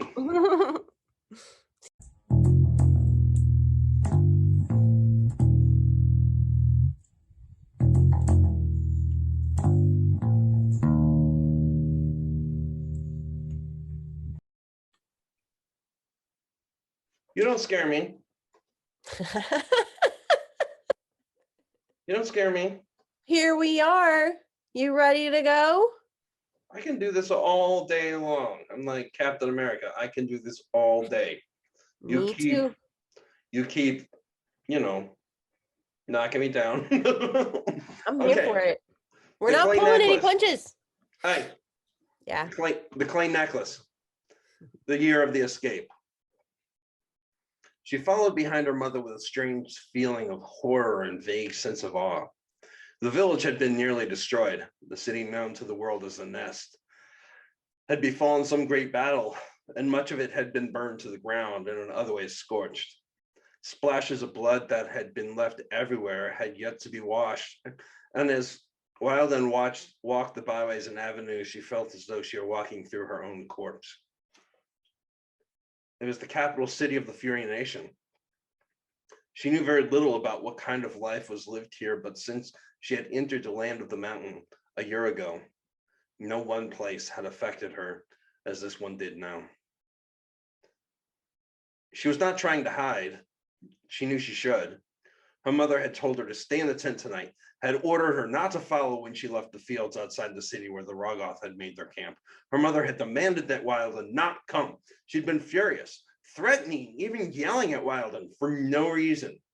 Rachel Hardeye had finally snapped her mouth shut and walked away. Wilden had not even thought to follow her mother that night, but now there was no doubt she had to go. Now Island walked the village, not even trying to hide, even though she knew she should. She knew she should be ducking behind every shack, slipping from dark shadow to the next, fighting to stay hidden from the wandering eye of her mother. But she was not capable of guile. She was not capable of stealth. Wilden was possessed by a wonder and a fear that rendered her nearly helpless. She followed her mother through the blasted streets until Rachel Hardeye stood outside of the grandest home of the village. Rachel stopped there to stare at the door to the house. This was Roneth's house, the house of the Nest, the warrior queen of the Furies. Wilden's mother stood and stared for a long time at the place before wiping her eyes and sobbing. Wilden's heart stopped. She watched as her mother bent over to sob, gripping her knees and suffering body-racking hitches of horrible tears. Wilden knew she'd be in trouble, but she could not stand back and watch her mother in pain. She ran through the streets until she stood before her mother and she fought back tears. Mama looked up at her and hit her knees. She held her arms open and Wilden rushed to her mother's embrace. She had only seen her mother cry once. The day that Ballix had left Eastgate, Rachel Hardeye had wept. This was exactly like that. These were tears born of loss, tears born of pain, so acute as to be crippling. This was the kind of pain that Wilden could only guess at. Mama, what is wrong? What is it? What is wrong? Wilden looked behind her at the door to the home of the Nest where two warrior women stood in the shadows cast by the overhanging roof. Did they say something mean to you? She meant the words to come out with force and cause anger in the women behind her, but they came out nothing more than a whisper. The truth was that Furies frightened Wilden in ways that nothing else ever had. Every night since the Rogoth had come to this place, she had dreamt of the death at the hands of the warrior women. Their hard faces and hateful sneers filled her with dread, and she suddenly wanted to be anywhere but here. Mama wrapped her strong arms around Wilden and sobbed. I was never supposed to come back, her mother said. I never should have left. Rachel looked at Wilden and shook her head. Her eyes gleamed wet when she shook her head. I'm sorry, Wilden. I have wronged you. No, Mama, you haven't. What do you mean? No, Mama, I'm fine. But Wilden was not fine. She was far from fine. She should not have left her tent. She should not have left her people. She turned back to the women behind her with growing horror. They were moving. They were coming. Mama, get up. Please get up. They're coming, Mama. Mama, they're going to hurt us. Furies hated everyone. They hated all men, and they hated every woman loved by a man. They had kidnapped Wilden months ago. They had forced her and the other women and girls to live in a cave until Flack and Ronest had come from other places in the mountain to save them. Those few days had been horrifying. Furies were coming for her again, and Wilden needed to get her mother out of there. Mama, can you stand? A wife on her knees. A fury woman behind them spat. There are no cocks to suck around here, wife. Get on your feet and run. We will only throw our stones at you as you flee and not arrows. Wildin shoved away from her mother's arms and turned to glare at the women behind her. Her heart stopped in her chest and she saw the woman's shaved head. Half of the left side had been shaved. The rest of the hair had been combed over right. This was in a lore. Earl Flurryfist had made them all memorize the ranking marks of the Furies so that they knew who they were talking to. This was a relatively low-ranked warrior, but even this did not cease her fear. Beascal, Violin said. What did you say, little scamp? The other Fury warrior asked. We are Beascouts, Violin said. She repeated the name in her mind again and again to draw up as much bravery as she could. Beascouts. No, Wildin, Mama said. No, shut your mouth. Don't say that name here. I knew that name, another warrior said. Wildin spent a look at the woman as she walked from the darkness on the shack behind them. I knew a horrid little weakling of a man that came up here when I was young and stole a man-loving weakling of a girl. Now Wildin was getting mad. You never knew a weakling Beascal. There is no such man. Mama was standing up now. She took Wyland's hand and pulled her away. We simply wanted to see the village. We will go now. Wyland twisted her wrist and jerked her arm and broke free of her mother's grip. No, Wyland said. We're not going anywhere. You will tell them right now who we are. You will not let them speak about us like this. Wyland shoved her mother as hard as she could. Stand for us right now. Her mama looked down at her with pain in her eyes, and Wyland saw shame and fear. You can't do it, then I will, Wyland said. She turned to face the woman that had badmouthed her people, and when her mother reached for her, she shoved her hand away as she stared the woman down.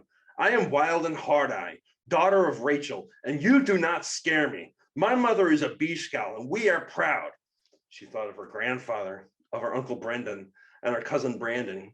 She thought of the rage that pumped her blood, and she did not care if they took her. She did not care if they killed her.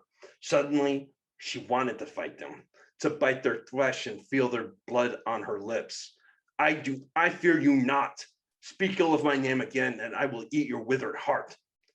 Rachel Beascal, the woman said. Daughter of Rachel Beascal.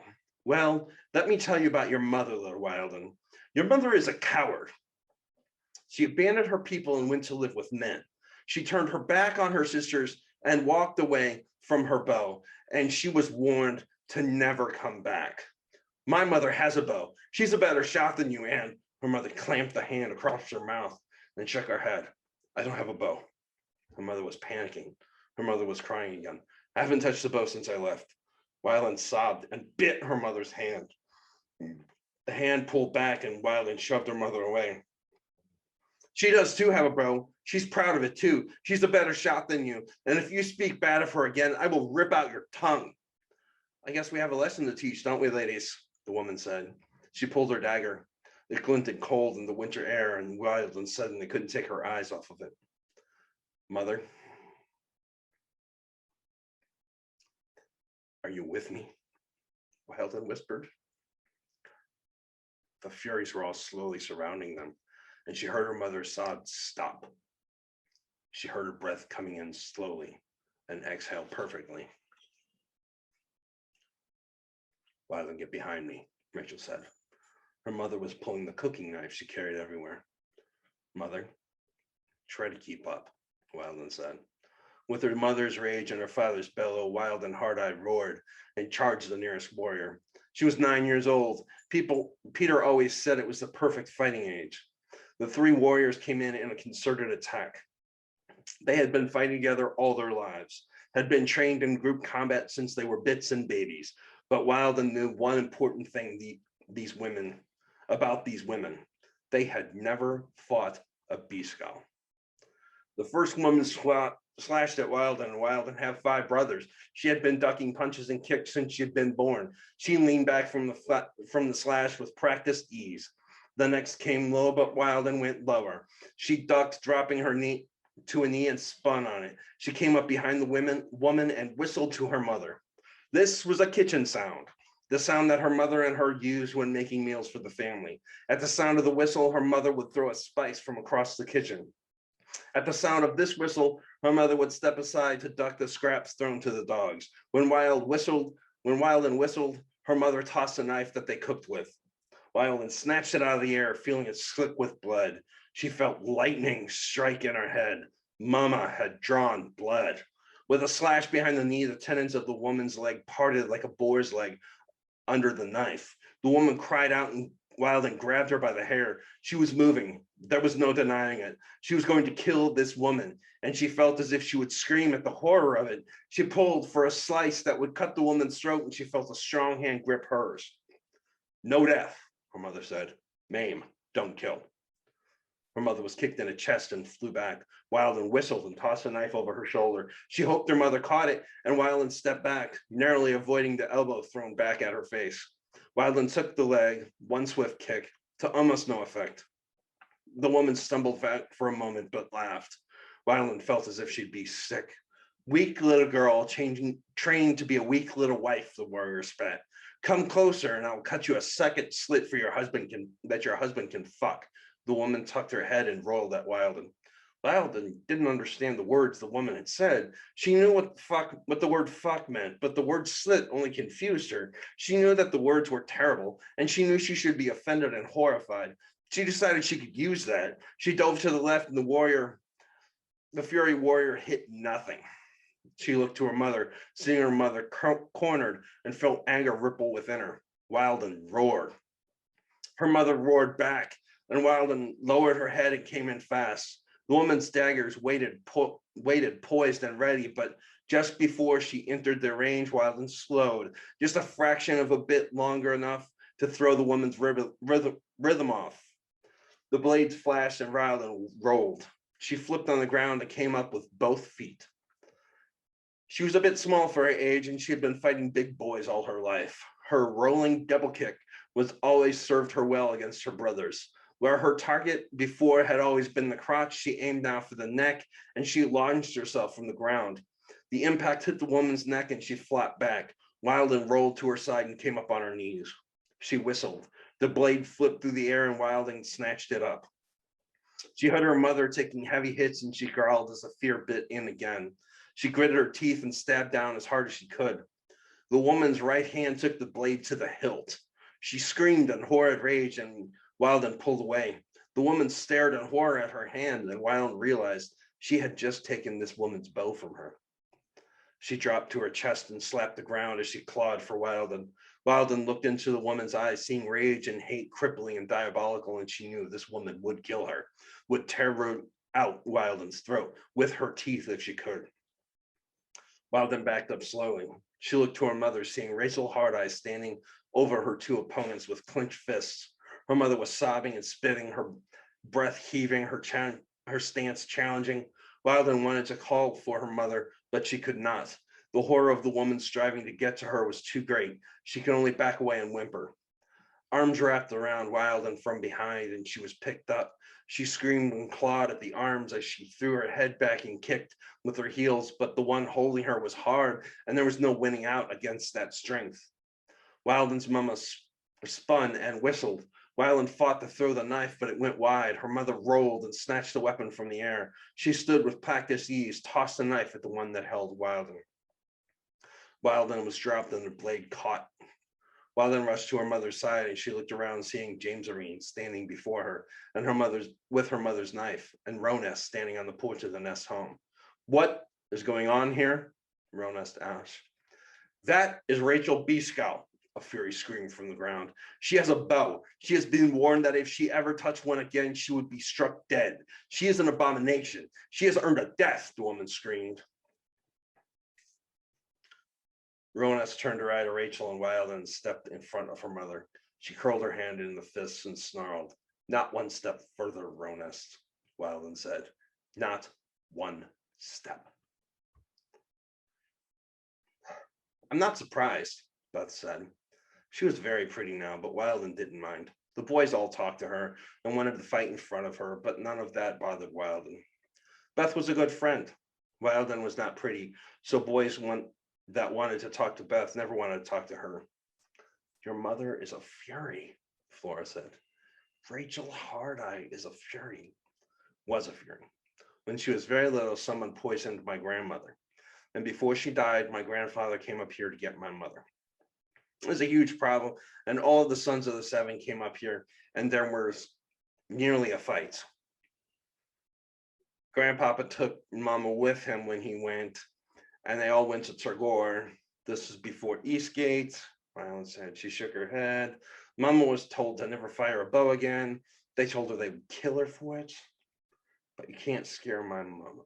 And so she picked up a bow with no problem. They could all go to the hells. What does this mean? Beth said. Are you a fury now? Are they going to teach you the bow? Flora said. That would be amazing. A real fury bow. I'm not going to get a bow. Mama tried to teach me when I was young. I was never good at it. It bothered Mama back then. I can see now why. Well, maybe you get another chance now that we know, Beth said. No, Beth. They don't want me, Wildman snapped. They don't want to teach me anything. They won't want me around, and they don't want me to be part of their army. No one wants me, Beth. No one. Wildman stood and walked away. She could tell that Beth wanted to follow, but Forrest stopped her. Wildman stomped to the camps through the section where Brandon sat, sharpening a steel spearhead. It had not been attached to the shaft yet, but that was the blade that he would fight with one day when he took his brand. When he wanted time to think, he pulled it out and worked the edge. She stopped behind him for a moment before deciding to leave him alone. She turned and he cleared his throat. Can't sneak up on me, Brandon said. I know you're there, Wildman. Come sit down. I don't want to be in any trouble. He motioned her over with his sharpening stone. She sat on a log across the fire from him. She saw the sun dipping in the evening sky, and she knew that soon it would be dark. She did not know where she wanted to hide tonight, but she didn't want to be with anyone. She knew that coming to the spot was a mistake. She tried to get away as soon as possible. I hear you're a princess, Brandon said. Violet barked out a laugh and scowled. She hid her smile very well, she thought, but when he looked up, she knew he saw it. My mother was a daughter to the nest. Wildin shook her head. If you want to say Mama was a princess, you can, but I'm just Welter's daughter. You're Rachel's daughter long before you're Welter's, Brandon said. How can I be one parent's child more than another's? You talk in riddles, Brandon. I should give you a smack. I bet you would, wouldn't you? He said. You would smack the patron of the Bee Scout clan. When he said the words, he shivered as if a cold blade had been driven into his back. It still bothered him that he was the only living Bee Scout. She could not imagine the power and the pressure it put on him to survive, to lead, to be powerful. You're just my cousin, Brandon, a cousin I can whoop too. So watch your mouth. What's wrong? I got in a fight last night, Wildman said. Fought a full-grown fury warrior, Brandon said. Everyone's talking about it. She said some horrible things, and you're wondering if they're true. Well, my mama walked away from the Fury sisters to go live with men. She cooks now and she cleans. She doesn't fight. She lets my father leave the house, Wildman said. She's kind of a traitor, maybe. Maybe she's a traitor, Brandon said, while the heart stopped in her chest and she fought back tears. Maybe she went against everything this culture values and broke all their traditions. Yeah, maybe. What do you think of those traditions?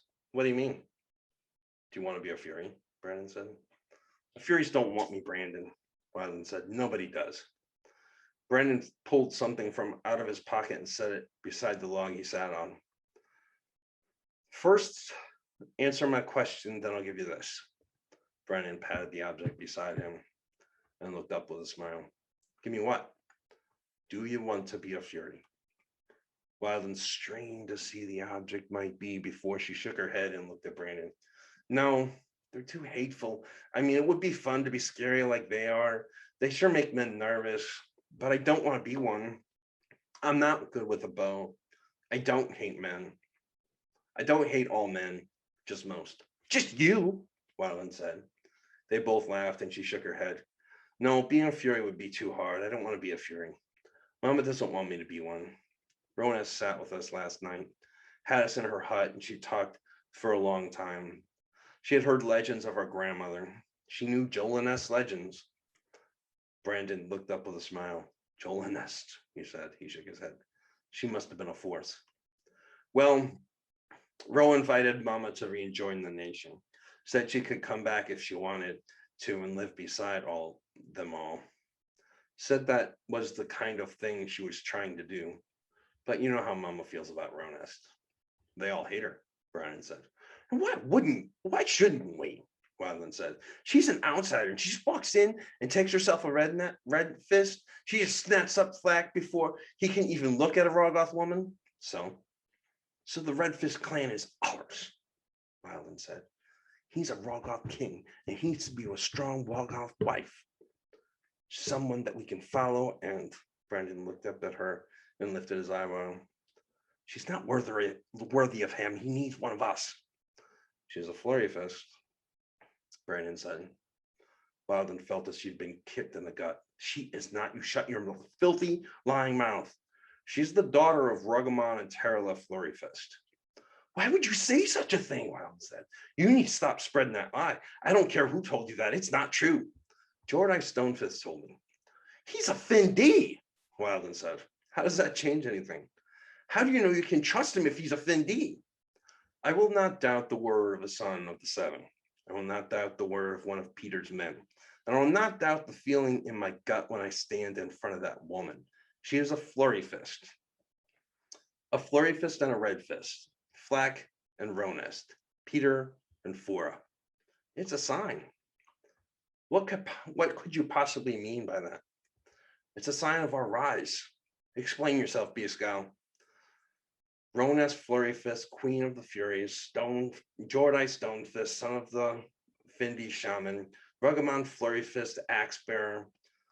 Peter's mother was a Findee princess. We're all mixing. The Seven are permitting the mountain. Love and brotherhood is moving between nations. I can hear Craven Bloodblade, King Chief, was the son of a Fury warrior. It's all happening around us. What is? We're becoming one. Brandon looked at Wild and winked, just like he said we would. She stared into the fire for a long time, thinking about a flurry fist warrior queen. What would that look like? What's that thing sitting beside you? Wildland said, after sitting with her cousin in silence for a long time. The sun was gone now, and the cold of the heights of the mountain and the chill of the coming winter was settling upon them. She looked at the object beside Brandon, but she could see no details. She was far too stubborn to get up and see, so she just waited for him to tell her. It's a gift, Brandon said. A gift, Brandon?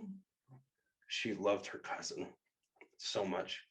He had a way of making her feel special that she did not get very often. Why did you get me a gift? I didn't, he said with a smile. He poked up the fire for a long time. She fought to wait patiently for him to continue. She would not break first, but he seemed to be enjoying himself. Well, good night then, she said. She jumped to her feet and turned to go. Brandon burst into laughter. Sit down, you idiot. I'll give it to you. Who is it from? Wildland said. Wildland asked. I can't tell you. Wildland froze. She can suddenly smell sweet cakes. She stood. She stared down at Brandon for a long time. Brandon, if you don't tell me, I'll break your leg. You could do it too, but you could never catch me. I run like the wind. I can outdistance you. Plus, I have a lot of friends that have sworn to fight beside me against all foes.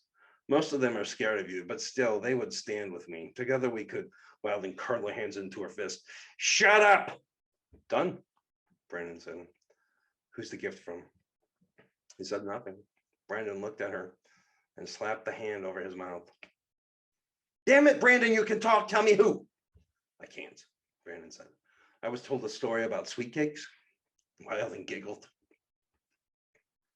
She closed her eyes and she could still taste the frosting. That was last year. I have thought about it all year, Wildland said.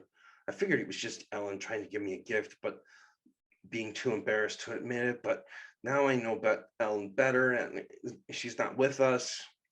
She stayed with Tala. No, she's not here, and this was not a gift from Ellen. How about this? You tell me who gave this gift, and I'll sharpen your spearhead for a month. Brandon smiled and shook his head. How about I clean your tent every day for a month? Brandon's smile never changed, and he shook his head.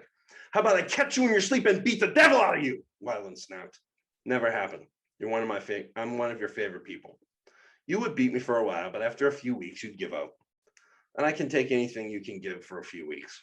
No, my darling cousin, I want you to know that there is nothing you can do that can make me tell you. She snarled and crossed her arms. Brandon smiled and threw her the object. She snatched it up and stared at it. It was a tiny thing, a bit of leather cord with a small medallion made of clay. It had been carved and seared and even painted, and she drew close to the fire to see if she could make out the likeness. The fire danced wild and she could barely see, but after she studied it for a long time, she saw the emblem she had been looking at her entire life. The beast skull, saber-toothed tiger roaring with the mountain over it. It was a symbol of the Beastgull clan, and she had always wanted one. Every man in the clan got branded, and ever since she was a child, she wished she could take that brand. She stared at it, and she felt tears welling in her eyes, and she held it to her mouth, and she kissed it. She slipped the necklace on and wiped away tears. She felt another etching on the other side, and she flipped it over to examine the back. She had to get so close to the fire that she nearly set herself on fire, but when she saw the carving, she stared dumb for a long time. There, captured in clay and covered in glaze, was the profile of a mighty matron eagle, the symbol of power for every fury warrior.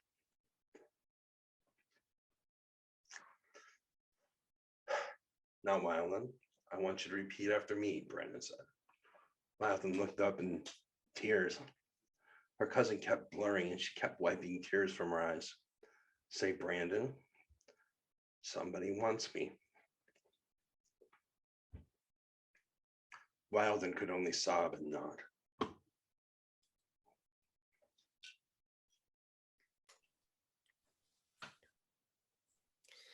Okay, well, you know what we have to do now. What? We have to say goodnight to the kids. It's after 2:00. Yeah.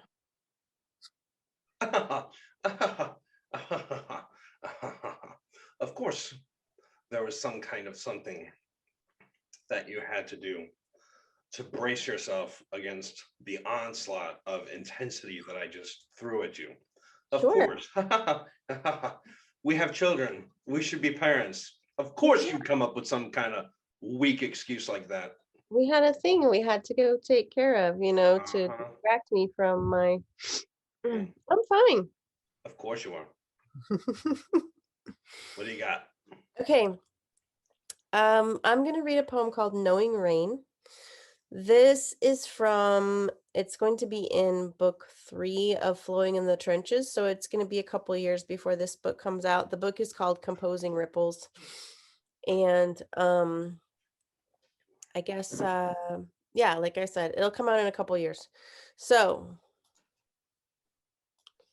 this is called Knowing Rain.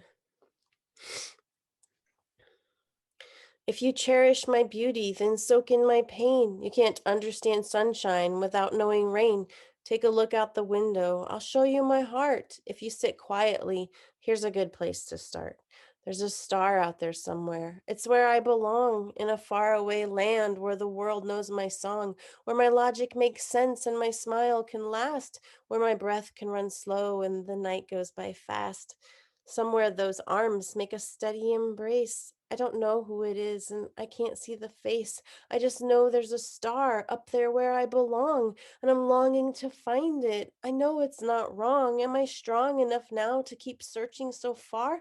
I don't know where to look or what's clouded by scars or how old I will be or what stories it keeps or which endless direction the twinkle might lead. There's a star out there somewhere. It's where I belong, in a faraway land where the world knows my song. If you cherish my beauty, then soak in my pain. You can't understand sunshine without knowing rain. All right. Okay. All right. So that's round 4. I'm okay. You all right? I'm all right. You look okay. I'm fine. You do look fine. I'll be all right. Okay. You want to get a drink or anything? Yeah, let's get a drink.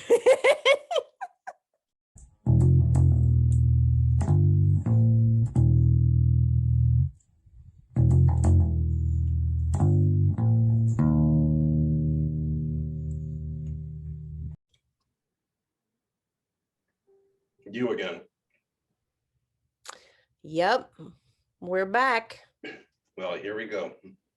Is this what round is this? Round 4? This or is round round 5. This is round 5. This is round 5. It's getting real now. Yeah, it's getting real.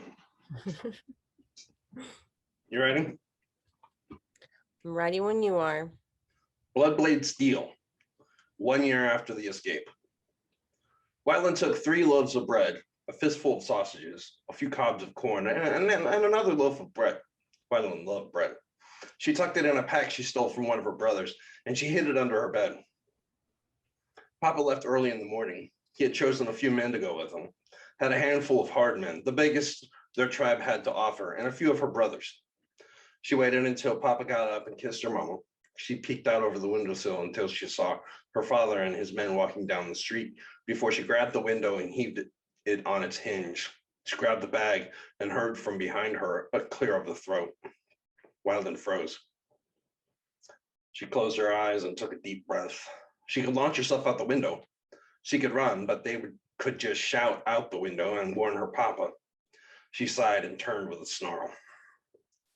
Her mom leaned against the doorway with a smile on her face. Her chestnut hair flowed across her face and down her shoulders. She wore a flimsy shirt that technically did cover her body, but very sloppily, and a short, tight skirt.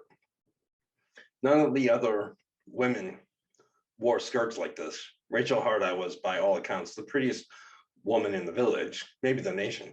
Wilden looked at her mother now, thinking of her own round face and blocky body, and she looked at her feet. What did your father tell you? Rachel asked. He said I couldn't come. He said it was just for him and a few men. Wilden sighed and threw her hands in the air. How is that fair? Tyron gets to go and Gabriel, father, is taking fish up, and he's younger than me. Why can't I go with him? This is not a day. This is not just a day of travel. This is important. Rachel tapped her foot, and smiled that frustrating smile her mom had. What did he say? He said that this problem needed to be fixed by men. Said that strength would be needed, Wyland said. And how much do we hate that? Her mama said. And there it was, the glint of anger that was housed in her mother, the slight bit of rebellion that would never leave her. There in that smile lived the heart of a fury. We hate it, Wyland said. We hate when Papa talks like that. What do we do when men talk to us like that, Wyland? Wyland giggled and curled her hand into a fist. We make them pay. Rachel smiled and shook her head. You're damn right we do. Wyland took her bag and her mom gave her a knife. She handed a bit of flint and a length of rope. What's the rope for, Mama? Never know what it's for until you need it. Rope's always good to have. Now you stay back at least a few hours until the second day. When the second day of travel comes along, they're supposed to meet up with Brandon and a few of his men. Once they show up and your dad is with them, then you're safe. Rachel grabbed the walking stick and handed it to Wyland. Now your father's going to try to shoo you away. I want you to look at Brandon. He will have Tinya with him. And when she sees that look in your eye, she will not let Brandon stand by and watch you get sent back to the village. As soon as you see Brandon, you're home free. Okay, Mama. Now listen, this is a very important trip. This is not a time for you to sass your papa. This is one of the most important dates we will ever see before Peter comes back. Keep that in front of your mind. Do not get in the way and do not cause a problem. What is the one rule I gave you? What is the law we live by? We respect the 7. Exactly. And that is what this trip is about. Respect must be paid. I want you to be a part of that. Rachel grinned and walked Wild into the front door. She followed her out to the road and wrapped her arms around her shoulders. Have fun and do great things. The women will have a lot of men to see to. That valley is a little more than a work camp now, so you'll need to pitch in. Don't be a burden. No fighting unless they talk bad about the Hard I name or the Beastgals. But then you better win. Stick close to Fora and make friends with the Furies. Don't let me find out you're causing strife between the nations. Remember, no matter how much of a bitch they may be, they are kin and deserve our respect. Yes, Mama. Yes, I will remember, Wilden said. Have fun. And give it a kiss for me, Mama said. She kissed Wilden on the head and squatted around the bottom. Wilden ran. She ran for the trees to stay off the road. She was so excited. It had been so long since she'd seen the Valley of Fathers. Brandon sat at the fire with his warriors and she sat before him. At 12, he should have been as tall as Greel, but Brandon had drunk the waters of the lion well. His soul was infused with the power of the beast. What should have been small was that no longer. Brandon was over 7 feet tall. The spear that rested against his shoulder was the relic of the Beast Scout clan. As she sat across from him, she could not stop staring at it. No Beast Scout had possessed the entire weapon for over 1,000 years. Brandon had united the shaft and the blade, and in doing so, had cemented the Rogoth Beastgals and the Howler Beastgals. What had been a wound between two nations was now a king chief. Brandon stared into the fire and he saw a kind of power she had never seen before. He looked up at her and smiled. Welter is not happy, he said. My papa needs to learn that his women are not going to just bow to him, Weldon said. I never knew Welter to make a woman bow before, Brandon said. Well, he needs to know that we do as we want and that we are not his to be bossed around. He is your father, is he not? Well, yeah, but, and your chief of our village, but we're not in our village, Wildon was quick to point out. Brandon, why are you being like this? I know you're glad to see me. She looked at the men beside him and she looked quickly away. She decided she did not need to look at those men anymore. Your father is a good friend of mine and I have always loved him. I helped you tonight because I love you and I want you to see this, but do not doubt that that man had the right to tell you to stay behind. He had the right to tell you no. She did not like that, but she decided she would not fight her cousin on that. He was a king chief and the patron of the Beast Scout clan. She let him scold her lightly, as long as he didn't make a habit out of it. She reached to her necklace and looked at Brandon. He pretended not to see the movement, but she could tell that he noticed. Tinny, Wyland said, can you come over here for a minute? Tinny was tall and thin, and her light brown hair and dark brown eyes were a shade that Wildon had never seen before. Tinny had a quality that Wildon could not place, a sort of savagery that Wildon was comforted by and terrified of all at once.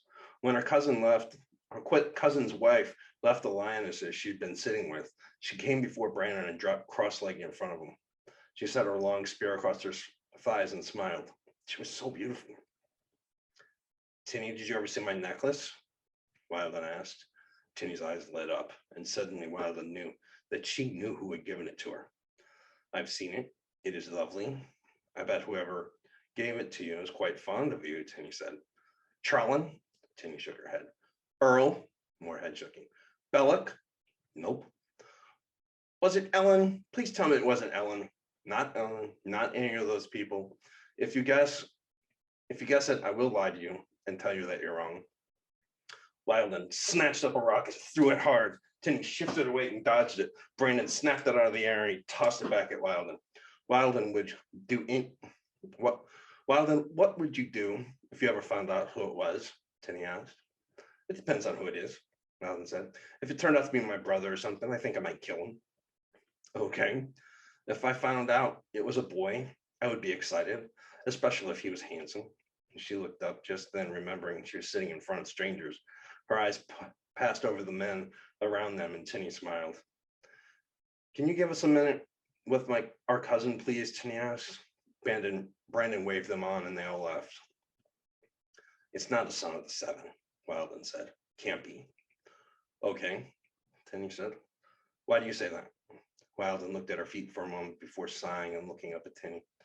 Those guys can have any girl they want. They will all get beautiful women like you. Brandon gets you because he's a son of the seven. Brandon gets me because he understands me.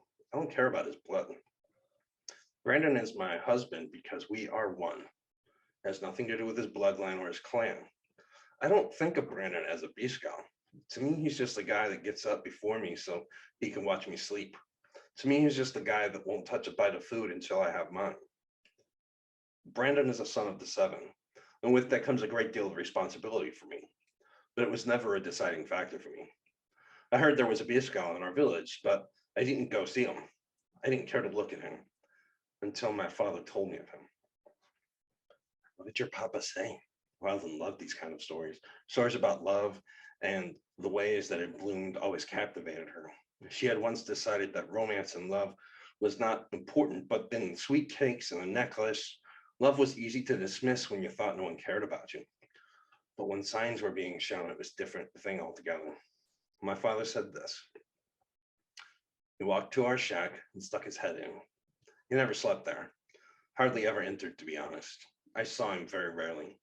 He stuck his head in our house and he said, saw something more fierce than you today. I had to go see.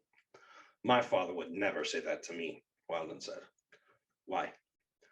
I would kick him in his man parts. She dropped into a soft bit of pine needles and stuffed her pack under her head. She tucked her fingers under her arms and looked into the canopy of the trees. She could not be there anymore. Earl Flurryfist had joined her father on the road a few days ago. He had a few big men with him, 4 and a few other men. They were all great, but Earl's little brother Grellin was really loud. He was 7, and he had to talk the entire time you were around him. He was a funny kid. He was big for his age, the way that most Flurryfist men were. He looked to be her own age, but he was 3 years younger. He ignored her every time she was around and seemed distracted all the time. He was cute enough for a boy, but he would make a loud, rude man. She thought of her father and decided she had enough loud men in her life. Grellin was the type of kid that was always talking. He laughed too much, and he didn't think she noticed, but he stole slips of the men's ale whenever he could.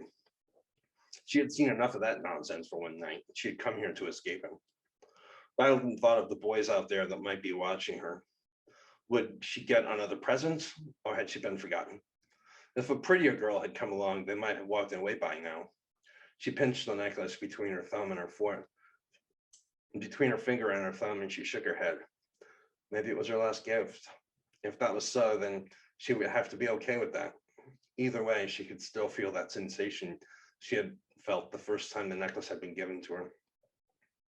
She had savored it, let herself experience it slowly, and she had locked it in her mind and her heart forever. She summoned it up now and closed her eyes. She always did this before she went to sleep. The next day, they came to the Valley of Fathers. This was its ancient name. The more recent name for this tract of land was the Valley of Ghosts. It was said that this place had been haunted for 1,000 years, but when the Red Fist returned to the mountain, the specters had all gone. Now, as she looked down the hill into the valley, she felt a tickling of emotion in her chest. The hill she stood on looked down the valley into another road. There was a road that led to Findy land. It was known to go into the heart of the nation that the Rogoth had been at war with for ages. The center of the valley held a great foundation stone that had been the seat of Rogoth Redfist's power. The great progenitor had sat that hall back when there was a hall there, and with him had sat the rest of the 7. Grethel had sat in a throne in that very spot. She stared at it for a long time before her eye trailed to the far western section of the valley where the great cliff stood. The likenesses of 7 men had been carved in the stone there. All 7 of the great progenitors had been carved there, standing gripping their weapons and staring out at the valley. It said that stairs led from the valley to the other side of the cliff where the tombs of the 7 progenitors were housed in the stone. It said that the blood of those clans could go into that place. Wilden wondered if the tomb of Grethel would open for her. The valley itself bustled with activity as workers walked all over with wood and stone, tents lay out in all manner of spots, and the whole of the valley seemed engaged in hard work, and Wilden looked down to see Flack Redfist coming up the hill at them. As she saw him coming, she couldn't have helped but grin. He was the very image of what a man should be, the heart of a man in the mind. Her papa had said many times that there would never be another man as great as Flack Redfist, that the man was simply kingly. As she watched him come up the hill, she saw his smile and the glimmer in his eyes, and she thought she would be sick. Flack was gorgeous. Perfect body, perfect face. He walked right, he talked right, and there was nothing wrong with any part of that man. He wrapped her papa in a great hug, and Walter laughed. How do I find the Hard Eye tribe today? Flack said. You are not surprised to see me, Walter said. I wondered if you might show up today. I am not alone, Walter said. I thought you might need a little muscle today, Brandon said. Flack was crying when he hugged them all. When Flack wrapped his arms around her, she breathed him in as deep as she could. He smelled like Redfist. She felt suddenly shy, felt awkward and weird. He pulled back and stared into her eyes for a moment. He smiled that devastating smile he has, and he winked at her. Prettiest girl I know, he said. It was a lie, but she'd let him tell it. He could call her pretty as much as he wanted to. Flora ran to him and he caught her with it when she jumped. Flack spun her around and held her up into the air. Our future queen, he said. I was hoping you would make it today. It is important that we all be here. We need to lend our power to this endeavor. We need to be part of this, Earl said. Traylon and Bellick stood beside them. And as Wilden looked at Traylon Blackhand, she realized, though she had been obsessing about him for most of her life, she felt very little when looking at him now. He had in the past year become more of a friend to her. Everyone told her that he was not the one who was giving her these gifts. And before anything else, she wanted to stand before that person. She wanted to look into their eyes and see their motive, see the way they smiled at her. She decided that she'd save herself for that person, if she could. It was late afternoon before the ropes had been tied, before the tower was ready and the crowd had gathered. Gripping the cord was her father, the Flurry Fist clan, the Black Hand and the Beast Scowl, the lionesses and the men that Brandon had fought with him curled their fingers around the ropes. There were Furies gripping tight, Gronest and her warrior women. There were Blood Blades, many warriors, one great in front who looked like his body was a curled fist. Everyone looked up the hill at Flack, who stood with his sword Peace in his hand, held aloft to the sky. It looked as though Flack was crying as he held the sword up. Wilden stood beside Fora, who could do nothing but stare as Flack swiped his sword to the ground and the ropes pulled tight. They hummed as the true weight of the object was found by the ones doing the pulling. With an audible groan from the entire party of workers, the red fist bell at the bottom of the hill broke free from the ground. It had been buried by Balin when they had come to claim this land earlier this year. It had become embedded in splintered trees when Atticus Stonefist had cut it free from the stand it hung on for 2 years, hung from 2 years before. But now the massive bell was coming free, and through the efforts of the people of the mountain, it was being dragged back up the hill to the tower that the Rogoff people had built for it. The bell was filthy. It was crusted over with dirt and worms. Insects had nested on the ground around it and were slowly being shook free as it climbed the hill. Wilden looked at the mighty bell for a long time, seeing vile things crawling on its surface before she could stand no more. She broke out in a run. Ford called after her, but Wilden could barely hear her. She rushed across the valley until she reached the massive bell and she could see the true size of the thing. It was a colossus, big beyond comprehension. It was at least 25 feet tall and 9 feet across. It was caked and covered with dirt and she backed up a bit and ran faster. When she reached the distance, she leapt and grabbed the side of the bell. She clawed and pulled her way up, spitting on soil that sprayed on her mouth until she lay atop the immense bell. She heard her father bellow her name, but she could not hear him well. Within her heart, a sick feeling was thudding, a pain she could not withstand. She began to paw at the dirt, pulling great fistfuls of dirt away. She swatted bugs and worms and brushed the muck away. She crawled the surface of the bell until she found a large upraised section, and she frantically clawed the dirt away. She could see the fingers. She could see the fingers first, the knuckles deep in the deep divot of the palm. She scratched and dug until she saw a large carving of a fist. Wilden stared at the emblem of the Red Fist clan and she wept. She clawed and dug up great gouts of soil as she freed the symbol of the kings from the bell. She threw her head back and gripped the bell. She howled as loud as she could, and she stayed there on her knees, staring at the mark of Peter, the mark of Flack and Yenna. She looked at the massive bell beneath her, and she felt alive. The bell met a ramp of dirt outside of the tower. She leapt from its side and the bell began to climb.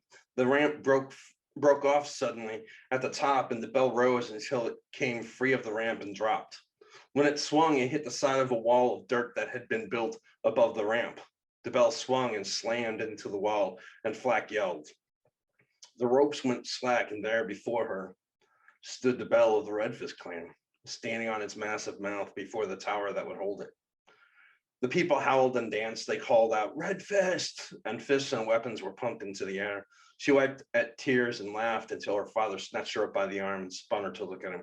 "What do you think you're doing defiling the bell of the kings?" He pulled his hand back to smack her when Flack stopped him.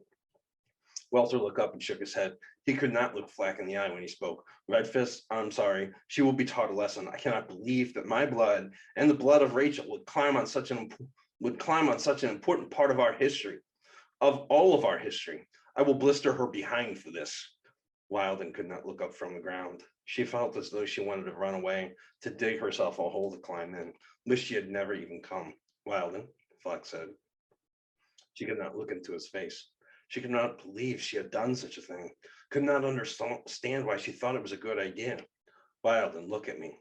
His tone was soft. So much more terrible than if you'd been shouting. "When Flack Redfist gives you an order, you obey, girl," her papa yelled. Flack shifting and stepped closer. She flinched away before he gently touched her chin and lifted it to his eyes.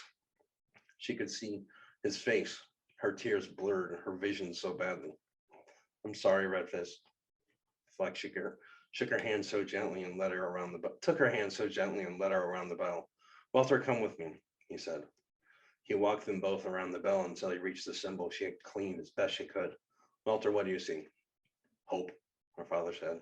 He was now in tears as well, holding back the sobs with what little discipline he could muster. "This emblem was covered in mud and muck when it was pulled free of the ground. Your daughter dug it free with her own hands. Look at her fingers," Flank said. He took her hands in his and carefully opened them. He showed her filthy hands to her father and smiled. "We may have resurrected the bell, but Wilden brought the symbol home," Flack said. Wilden sobbed. Flack took her in his arms and kissed her forehead. She felt so beautiful and so important, and her father looked at her and smiled. "Forgive me, girl," he said. He took her from Flack and pulled her up into his arms. She felt small and delicate. He kissed her cheek and he whispered to her, "I should have known better. You're a good girl. I love you so much. I'm so proud of you." Walter held her for a minute longer. "Do you forgive me?" She wiped the sweaty lock of hair from his forehead and smiled at his big green eyes. She looked into the empty socket of the other eye and she smiled. He never wore a patch of any kind to cover his for his scar. He had said once that he had taken a hit for the nation, then they could look at it. "I forgive you, Papa," she said. "You forgive me for following you and making Brandon help me stay?" He walked away as more people came to inspect the bell. "My girl cleaned the symbol. Wild and hard-eyed, could not bear to see it covered in mud, and she wiped it clean with her own hands," Walter said. He kissed her cheek and she beamed. Her father looked more proud than he ever had been. "Now, don't think for a moment I didn't know you were back there following me and biding your time," her father said to you. "Did you imagine in your mind a scenario in which I didn't expect my daughter to disobey me and come chasing me down the road? You knew I was coming?" He threw his head out and barked out a laugh. "I counted on it. Then why not have Mama tie me up or have a man take me back home?" "Defiance," Walter said. "It has always been strong in you. Who do you think helped put it there?" He set her down and took her hand in his. You rebel. It's your nature. You get it from your mother. It's my favorite thing about the both of you. I have to give you something to fight against." Wilden looked up at her father, seeing him as if for the first time. "Why teach me this? One day you're going to get married. You're going to have a strong man that tries to rule his house with an iron fist. You need to know how to stand up to him, to fight back against his rule. You will often be the only thing that stands between him and his children. I need to get you ready for that. Your mother and I need to get you ready to stand up for yourself in the face of a powerful man. We need to teach you which battles are important and which are not. Do you understand?" She nodded. She felt as if a part of her had opened that she had never thought was there.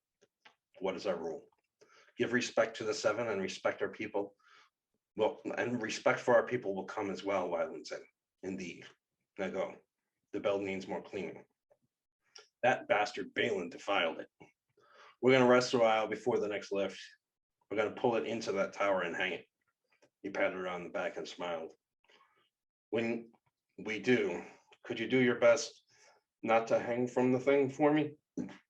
Sure, Papa, she said. She rushed off to find Flora. She knew that her friend had to be crying somewhere. Wildman was a better grappler. No, Skya was a better grappler. She moved better, but Skyla, the Fury warrior girl that had joined Wilden and Flora and a few other girls the night that the bell was hung, was not a better boxer. Skyla could take a punch, but her defense was not enough to hold her up against Wilden. Wilden won the arm wrestling matches and could throw a rock further, but not as accurately.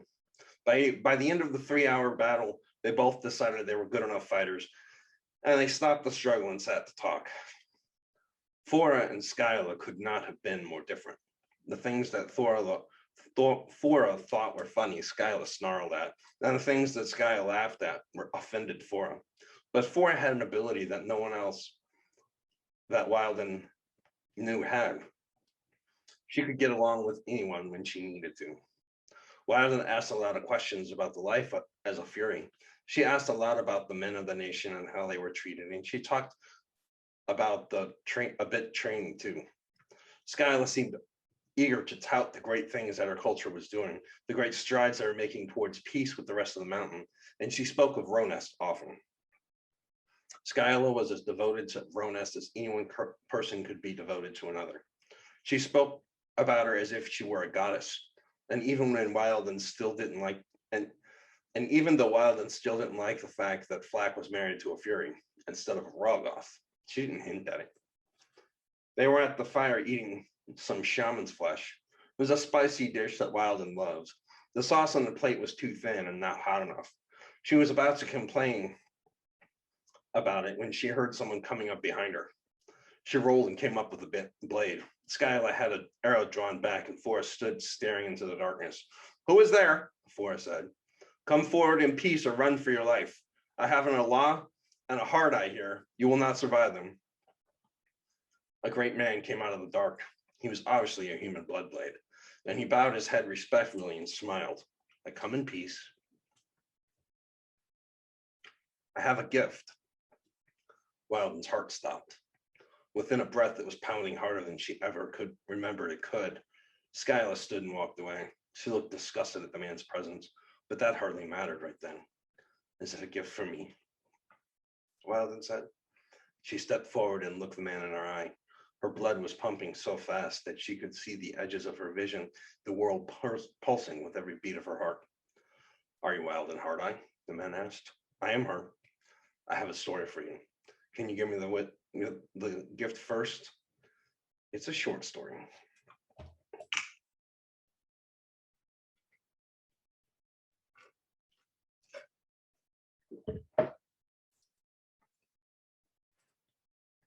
Forrest sat and motioned for the man to sit beside the fire. "Please, mighty Bloodblade, sit with us." Wilden could not sit down, so she paced. She watched the other side of the fire and fought to keep her hands from shaking. "My name is Helkin Rockhand, and I am chief of the Spearbreaker tribe." Wilden gasped. She had heard of the famous tribe that had a generation ago defeated a Beastskull man. The man had been her great-great-uncle. She stared at this man in wrath and fought to keep calm. "I am proud of my history and honored to have met your mother's clan in fair contest," Helkin said. "Not too long ago, a person showed up in our village. Boy or girl?" "Boy," Rockhand said. "What did he look like?" Wilden asked. "I can't tell you that," the chief said. "But it was a boy. You will confirm that much." "Already it seems I've stepped into a mess. I will be more careful how I proceed from now on, but yes, it was a boy. He asked us for a favor, asked us to make a gift for a girl he knew," Helkin said. He was very stubborn about it. We said that maybe his people can make a more appropriate gift, but he would not have it. Rockhand pulled an item wrapped in leather from around his back, and he laid it on the ground before him. Wilden could not take her eye from it. He said that we were the best and he wanted the best. Said that he traveled for a week to get to us and was not leaving without our promise we would make it. Well, we respected his name and we respected his resolve, so we agreed. He did not stay to accept it when it was finished. He asked us to bring it here. Said we could find you here when we got here. Hulken grunted and rubbed his face. Usually it's left to a smith to do this, and you have to imagine I'm quite nervous, but here it goes. He lifted the leather wrap and tossed it away to betray an axe. It was a battle axe, built for one hand. Its blade was longer than a normal axe, but thinner. It had grooves and filigree carved into it, and it was at once both elegant and deadly. She stared at it for a long time, unable to speak. It is a blood and blade weapon.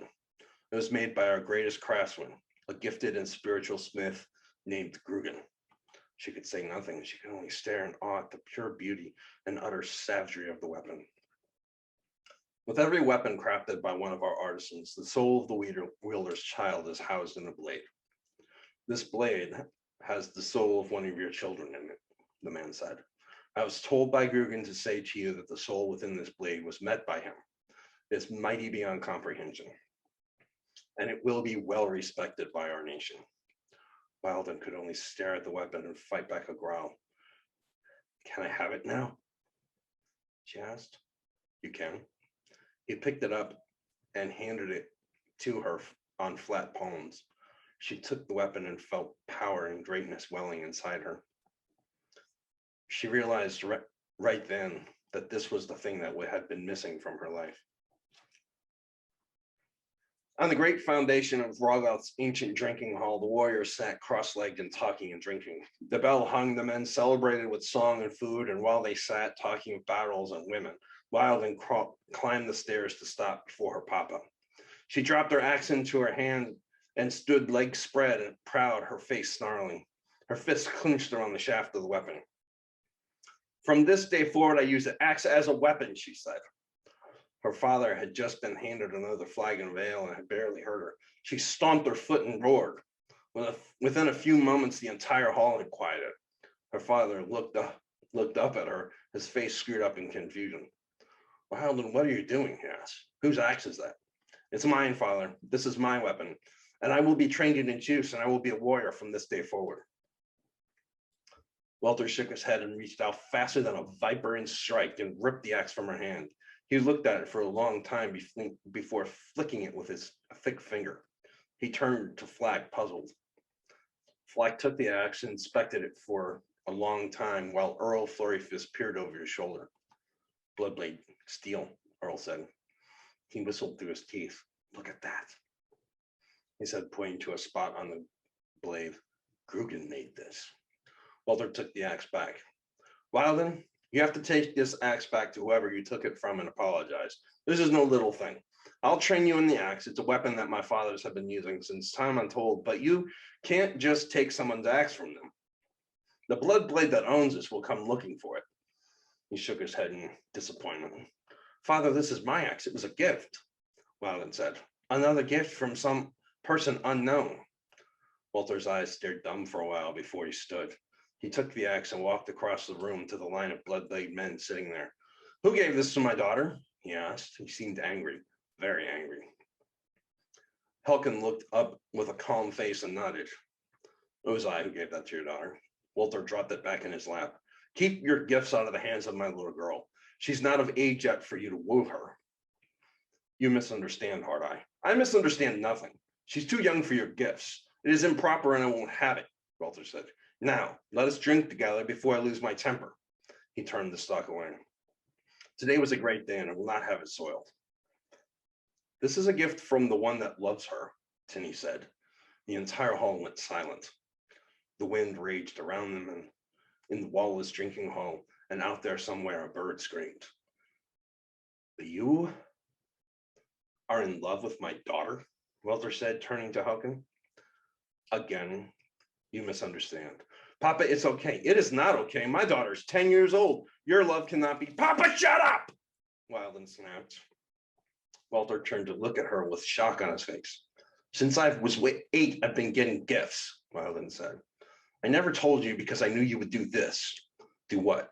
What you're doing now, running through the place like a bull and knocking everything down and making things terrible, Wilden said. First, when I was 8, it was sweet cakes. Ellen gave them to me, but they weren't from her. They were from some boy. What boy? Her papa was getting so mad. He looked a bit scared and deeply off balance. I don't know, she said. Last year he gave me this. She pulled her necklace from inside her shirt and flashed it to him. Her papa walked to her and grabbed the necklace roughly. You be careful with that, she snapped at him. That is precious. He peered down at it, flipped it in his hands. He looked up at her and huffed. You're going to tell me you have no idea who gave that to you. She giggled. No group had ever watched so intently her actions before. It made her so happy to be telling an entire room full of people this story. They would all know now, all know that somewhere, someone had loved her for years. How do we know this is not a gift from some twisted man that has become infatuated with a little girl? Wilden stomped back to her axe and Helkin handed it back to her. Walter sneered at him that it had no effect on the man. It's not a twisted man, just a shy boy, Brandon said. A boy who fell in love a long time ago, but does not have the courage to make himself known. How can you be sure? Walter said. He was truly afraid for his daughter now, and she hoped that Brandon could calm him down. She went to her father and took his hand. Her papa massaged it slowly, and he looked around. I can be sure because I handed the necklace to her. It was given to me by the boy himself. I know him. Call him friend. Walter looked at Brandon, lost. Then she saw him do the thing she had been waiting for. Walter turned to Flack. Redfist, you know about this? I do now. Flack's eyes swept the room, looking at every man and woman present. He looked at every child running the hall and every shadow of the room, and he closed his eyes. He slowly smiled. It can only be one boy, Flack said. Thinking on it, it can only be one person. Walter looked at Flack, worried, and sighed. Should I worry? Her papa said. She realized then that she had never loved anyone as much as her papa. Worry not. I find it fair. Flack smiled and took Rona's hand. She whispered in his ear and he nodded. Walter, this is a thing that you want, Rose said. This is a good thing. Wilden felt like screaming in frustration and weeping at the same time. It was a boy, a good boy, a boy her father would approve of. Flack had just said so. Will you tell me who it is? Walter said. I will only advise that he tell you himself, Flack said, when he is ready. That is when Wilden realized that the boy was in the room.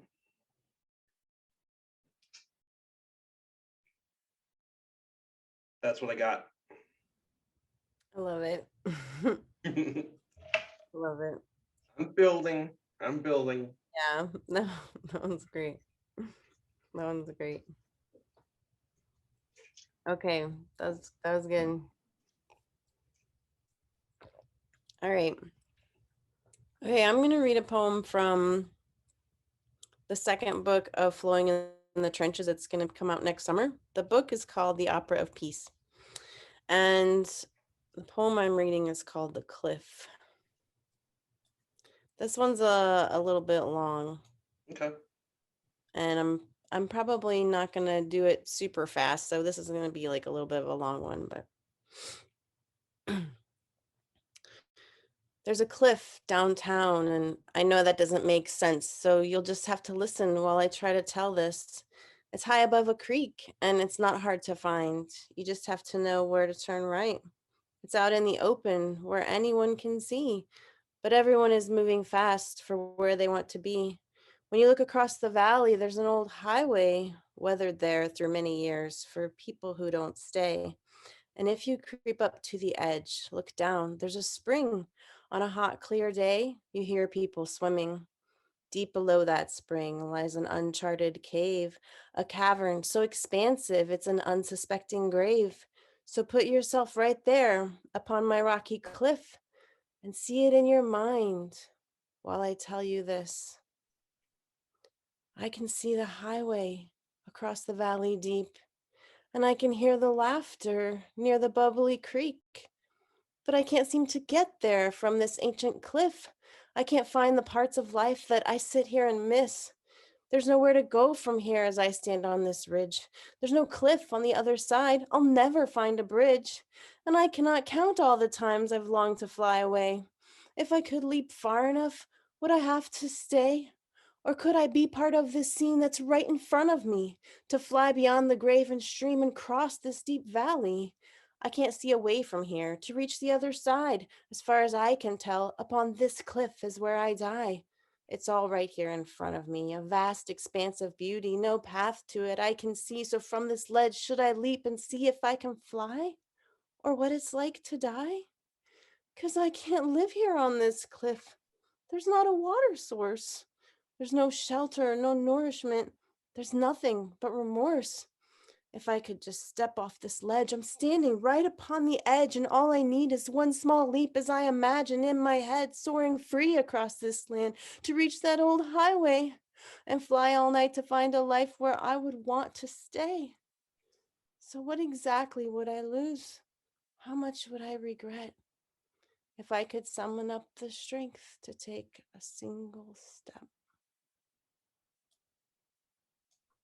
All right.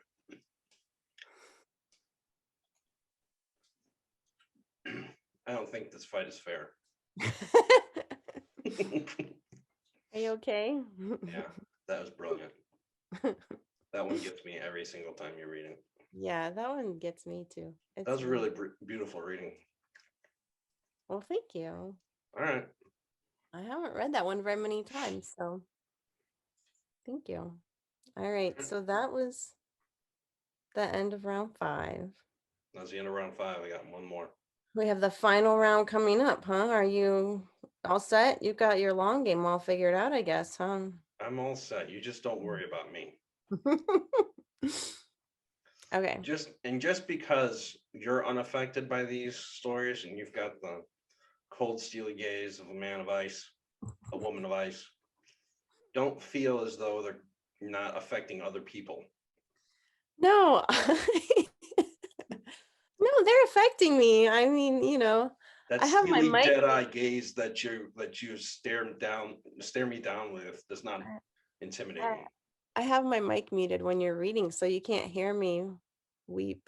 me.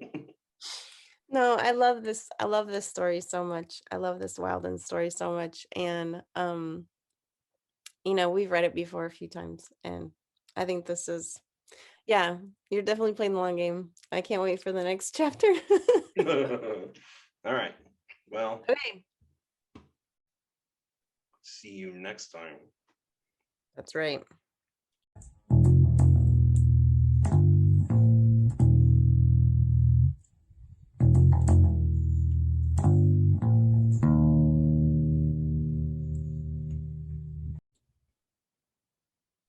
All right. So this is the last of the bullets. Final round. I've emptied all 5 chambers at you. I got one more in my revolver, so this is the final shot. Been playing my long game. Let's see if it pays off. Okay. The ale. 5 years after the escape. With as savage a kick as a 14-year-old girl, a 14-year-old leg could give, Wilden kicked the giant warrior in the face. He stumbled back and she swiped her axe through the air, catching the man in the chin. She twisted and his jaw came apart in the middle. He screamed and 2 arrows buzzed over each shoulder and slammed the man in each of her shoulders and slammed the man in the shoulders. The man was thrown back and she slammed the door to the Fury Temple, closed and sagged against it. Skyolor paced back and forth in the foyer of the temple, her bow in her hand, her fingers twitching against the feathers as though arrows in her quiver at her hip. She looked at Ronest, who looked at the 17 or so warriors she had left, and she grinned. Ronest threw her head back and loosed the scream of a matron eagle. She lifted her bow above her head and roared, "They find us here on our ground, defending our way of life and our sisters, and they think they can break us? She shook her head. She pointed at the door Wilden now leaned against, and the Queen of the Furies smiled. Do you know what they're doing on the other side of that door? Silence. Ronas pointed her finger at the door and snarled. They are dragging away the scores of dead soldiers that litter the stairs and streets outside there. They have to clean up after us because if they don't, then they can't charge anymore. The ground they tread is a carpet of their own dead. Let the males clean our mess, I say. Who is with me? The room broke out in deafening screeches of war cry of furies, and Wyland stumbled away. Five Roads was under attack. Balin, Findi had forsaken his nation and was even now leading foreigners in a pitched battle for the city. The enemy had heard of the might of the Furies, and when they hit this district, they hit it hard. Wyland staggered to a seat and dropped into it, swiping a bloody hand through bloody hair. She felt the slick blood and she nearly gagged. She had not realized it would be like this. Had not realized that real fighting would be this much of an endurance match. She gasped for her breath and she looked around her, fighting for some kind of reassurance that they would survive this. Thousands of Drian soldiers were even now plotting the next advance, and within they possessed 17 Furies, her and Fora. Fora wore her bow slung on her back, and she was strapping 2 more quivers to her hips. She looked composed and determined, brave, and it was clear that Fora Flurry Fist had much better control over her fear than Wyland did. Fora, stay here for the next charge. The rest of you to the windows above. We fire on them while they work, Rona said. We fire, and we fire. With every arrow we rain down upon them more death. Who amongst you has been sated on blood? Stern look greeted the warrior queen's words. Who thirsts for more blood still? 13 warrior women rushed up the stairs to the windows, and Ronas laughed as they began firing on the soldiers, cleaning the dead. Wyland looked up at Fora. How do you think Papa's doing? She asked. Walter wins that fight every time, Fora said. There was not a hint of doubt in her eyes. Fora knew the foe that Wyland's father would be facing by the end of the day. She knew that Walter had not the training to win that fight. Meaningless alone would win out if her father was going to survive. Wyland knew Fora lied, and silently she thanked her for it. Above them in the rafters of the temple, more death came to drying, but soon the doors would be thrown open again, and Wyland would be called on once more. They held open one door, so the drying would not break in the other. Wyland held back the charge of warriors alongside 2 Fury warriors trained in hand-to-hand combat by Flack himself. They would hold a long time after she crumpled. As she closed her eyes, she saw it again, the view from the door, the streets in chaos. The soldiers had won the city. The wall had not held. She closed her eyes and she thought of the horror of that sight. Waves of men bedecked in black steel, wielding black steel, all seemed to possess the same face, all seemed to possess the same dead eyes. Wyland knew that the day would be theirs. Drying would be pushed back.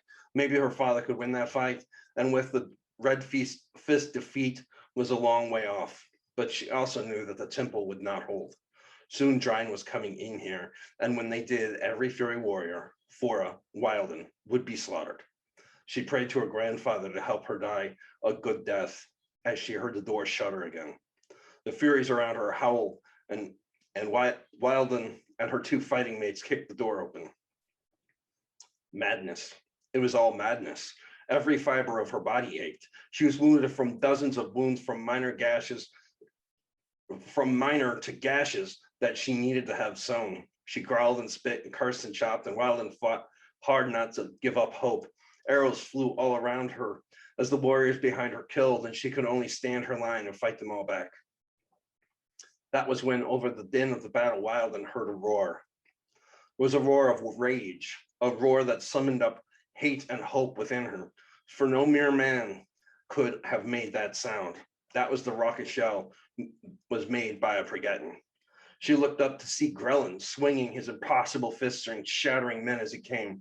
He was too young to fight, could not have taken his brand yet. At 11 years old, Grelin was already 7 feet tall. His clan was known for incredible size, and though he had been trained with those fists since he could walk, he was stronger than 3 humans. She still feared that he could not keep up.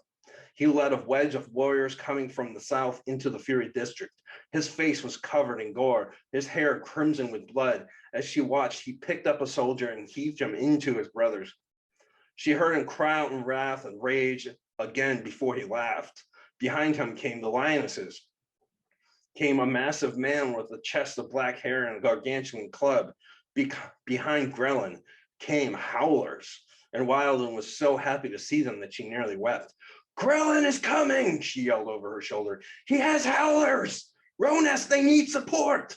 Ronas called for warriors from the windows. Above came a rain of arrows cutting a path for Grelin Flurry Fist. When they reached the porch to the temple, Grelin turned to the dazed soldiers standing back now away from the howlers, and Grelin laughed. When you're ready for more, come back. Until then, try to remind yourself you're men. He spit the ground and pulled the door closed behind him.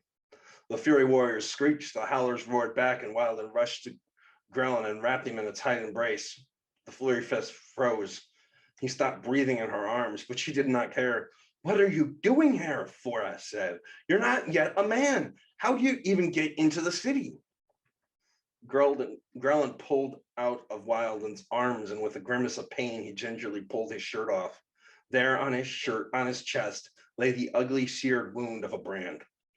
They had me in the stronghold under the city. They told me I was a kid and I couldn't fight.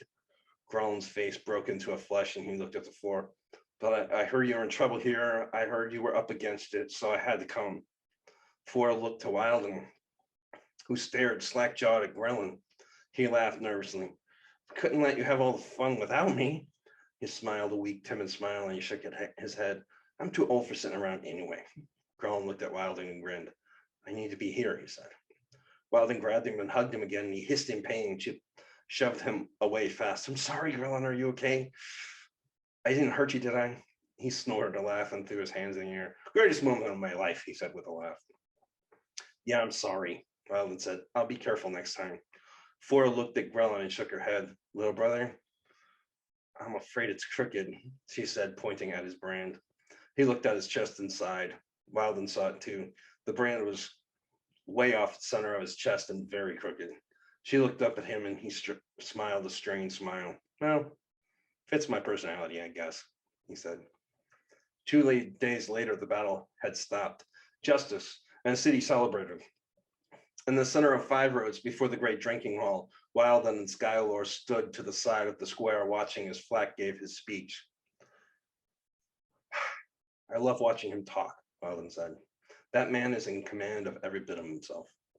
What do you mean? Skylore asked. Do you ever feel like your heart is running wild through your body, as if you're out of control in what you do, on what you say? Wilden asked. I get caught in my mind, trapped there sometimes like a person bound by their thoughts and desires. I have to fight to work it out, Skylore said. I have to work to move again. I have to force myself to stop thinking. There are times when I feel like a prisoner in my mind. I feel the opposite, Wilden said, like a storm that is slowly exploding out of control. A woman sprinting downhill and the laws of nature are dragging me down. She rubbed her forehead, feeling her fingers scream. She looked at her hand, seeing the wound again, and wondering what had saved her fingers. They were sliced to the bone on her left hand.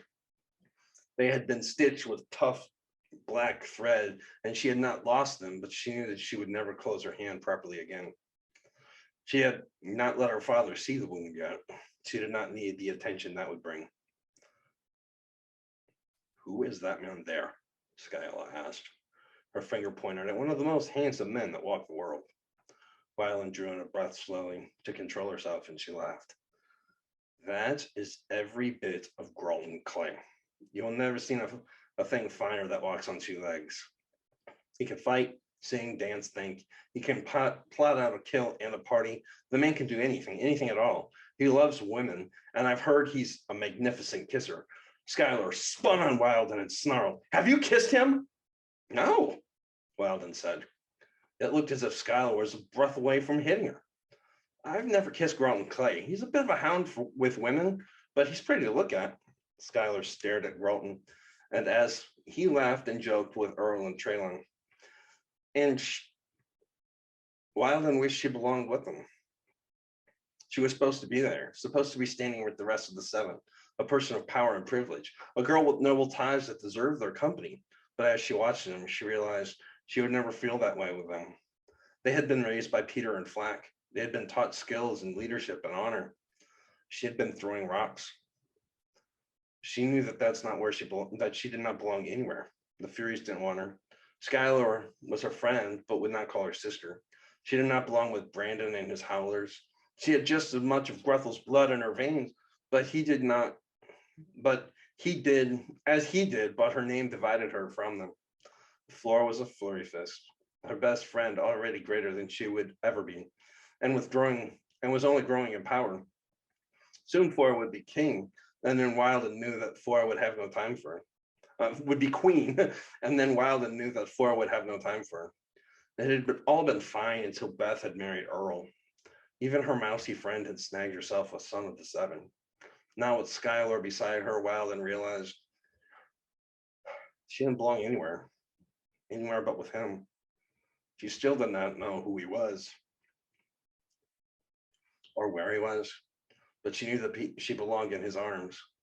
She felt the familiar ache in her chest where she decided he lived, a place in her body that had felt his absence.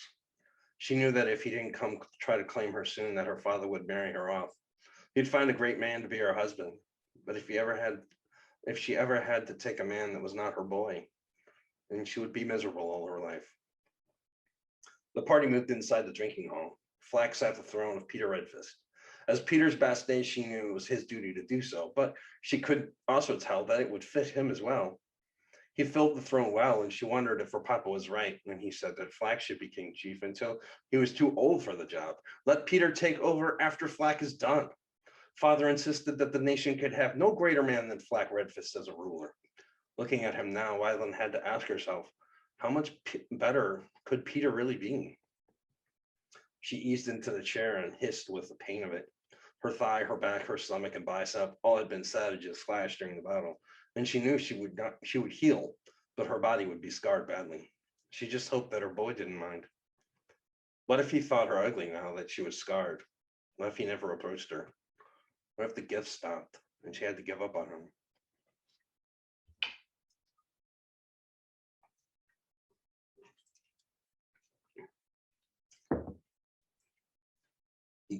Skywar, do you think love is really possible? Wilden said. Skywar did not look at her. The girl had not pulled her eyes from Gralton since she saw him. Skywar, Wilden snapped. Love, do you believe in it? I don't know, but I'm gonna go find out, the warrior said. The Fury warrior said. She jumped to her feet and her bow hand flexed. She looked about ready to charge into combat. Wilden's friend's blood was up. She was hot as a searing blade, deadly as a viper. She grunted to herself before stomping across the room. She shoved Earl aside at the table that the Sons of the Seven were sitting at, and she grabbed Gralton by the face. He looked ridiculous as she gripped his chin, his face screwed up, his lips puckered by her fingers. Skylar kissed him. It was as much an attack as a show of affection, as much a demand as it was an action. The warrior did not seem to notice that the entire table had gone quiet, did not seem to notice that she was causing everyone to stare in shock. Gralton looked up at Skylar and to Wilding. He looked scared. She had never seen Gralton scared of anything before in his life. She watched as Skylar grabbed his wrist and forced him to his feet. She shoved him for the door, and the Sons of the Seven began to laugh. Wilding began to ache. Grelin came to sit for a while with her, but he was bragging about the fight and complaining about how bad his brand hurt. He seemed awkward and nervous, talking for the sake of hearing his own voice. Her eyes scanned the room looking for the boy, looking for the one that loves her. Why is he scared? She said. Huh? Grelin asked. She was disappointed in herself. She'd become so desperate for answers that she was asking Grelin these questions.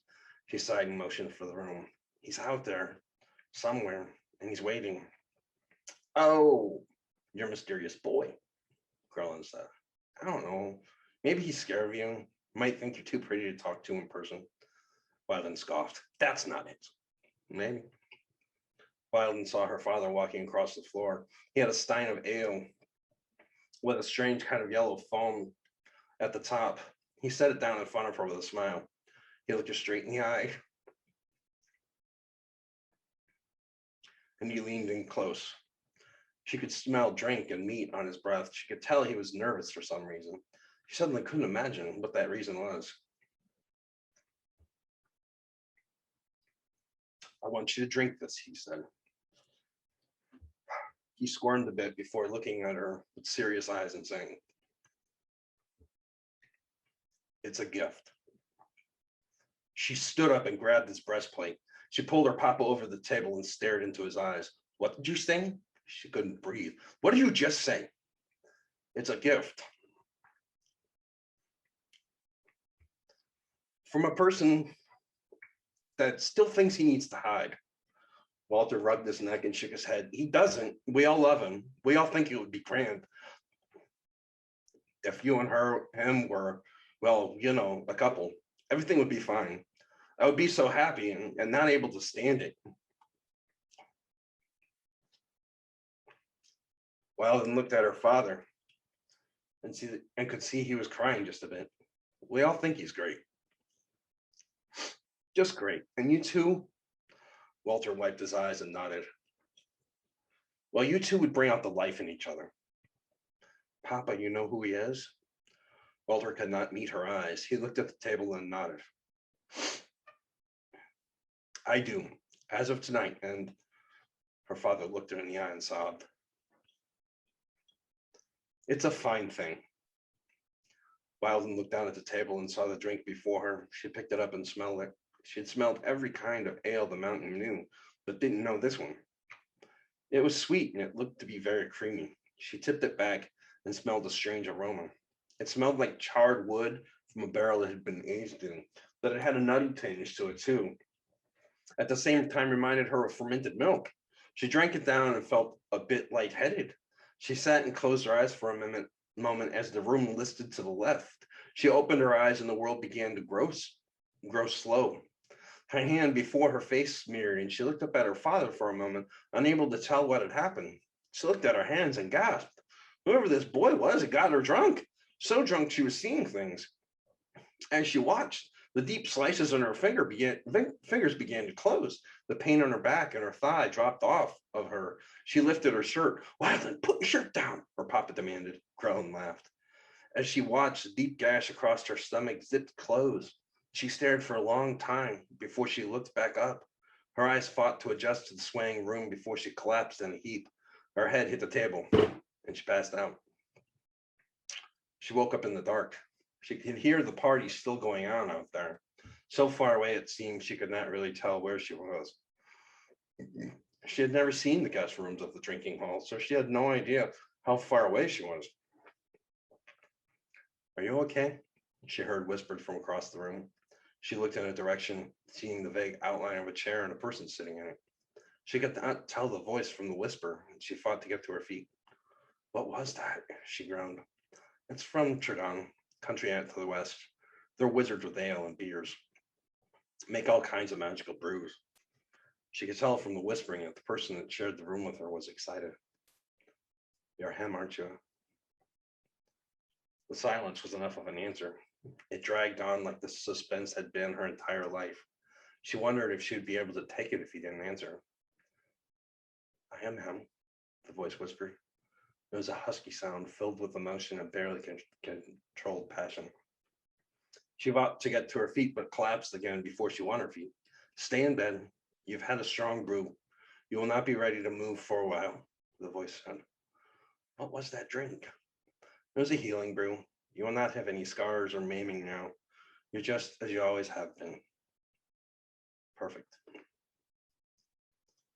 "Who are you?" she said with a sigh. She knew that she was helpless to stop him if he got up that moment and left the room. She'd never been this close to him before, and she knew that he was about to drift away again. "Just tell me who you are. Is that what you want to know?" She thought about it for a while and she shook her head. The room wavered back and forth and she stopped moving her head at all. "Why you love me?" "How could I not?" he whispered. "You're the most beautiful thing I've ever seen. There's a waterfall not far from where I used to live, and thousands of tons of water drop from that fall every minute, but you're more powerful. I've heard a bird song rise so fragile and soft to the world that is as to get torn away by the wind, but you're more gentle. You're a storm, you're worth, you're warmth. You're the only thing I've ever wanted, and the only thing I've ever had worth keeping. Because Wildman, you were meant to be mine. We belonged to each other a long time before we got here. She could feel herself slipping into the dark, and she felt a sudden fear grip her as she realized he would be gone again. Promise me something, she said as she drifted away. What is it? Promise me you'll be here when I wake up. She was almost gone when she heard him whisper, I promise. She woke up to an empty room. She looked in every corner of the room, streaked through with sunlight from the high windows, and she could see that the chair he had been sitting in the night before was empty. He had left her in the night. She wondered if he had ever really been there. She got up and all her joints felt overwhelmed with pain. She looked around the room and saw that her pants had been taken off with her boots and her socks, but her shirt and her loincloth had been left on her. The thought of bending over to put her boots on was a horror, so she just got to her feet and stumbled to the door. She gripped the handle and pressed her forehead against the wood. Maybe this was better. Maybe she did not want to know who he was if he was not ready. She beat her head lightly against the door and fought back her sob. She grunted with the effort of opening the door and stepped out into the hall. She looked up to see Grell Flurry Fist walking up the hall. He froze and almost dropped the tray of food he carried. She stared at him for a long time, and he smiled a weak grin at her and said, I went to get food for when you woke up. She rushed for him, and he dropped the tray. He swept her up in his arms, and she kissed him. He giggled. So that's Hard Eye Girl. That's the last bullet in my revolver.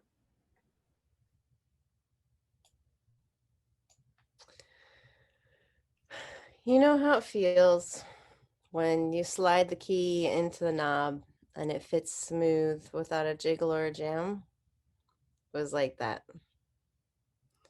You know how it feels when you catch a throw one-handed from across the room and you know you've pulled off something amazing. It was like that. You know how it feels when you're soaking in the tub and you lean your head back against the wall, close your eyes, and for just a breath, gravity doesn't exist. It was like that. It was a slide the key in smooth, one-handed catch across the room, floating in a dark, warm tub kind of hug. A bandage for my wounded soul. It was like that.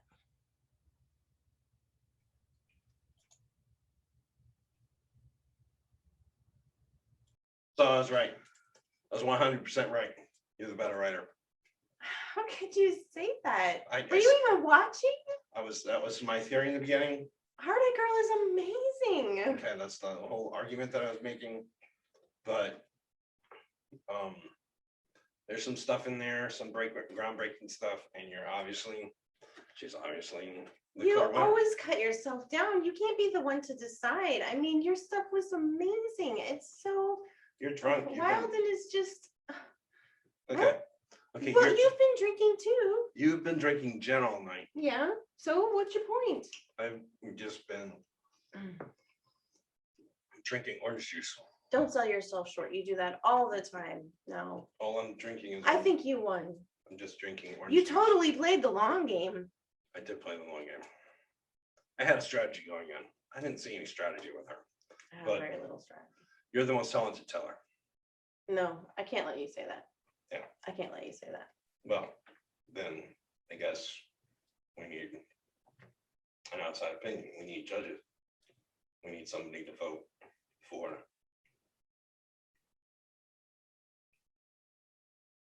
who's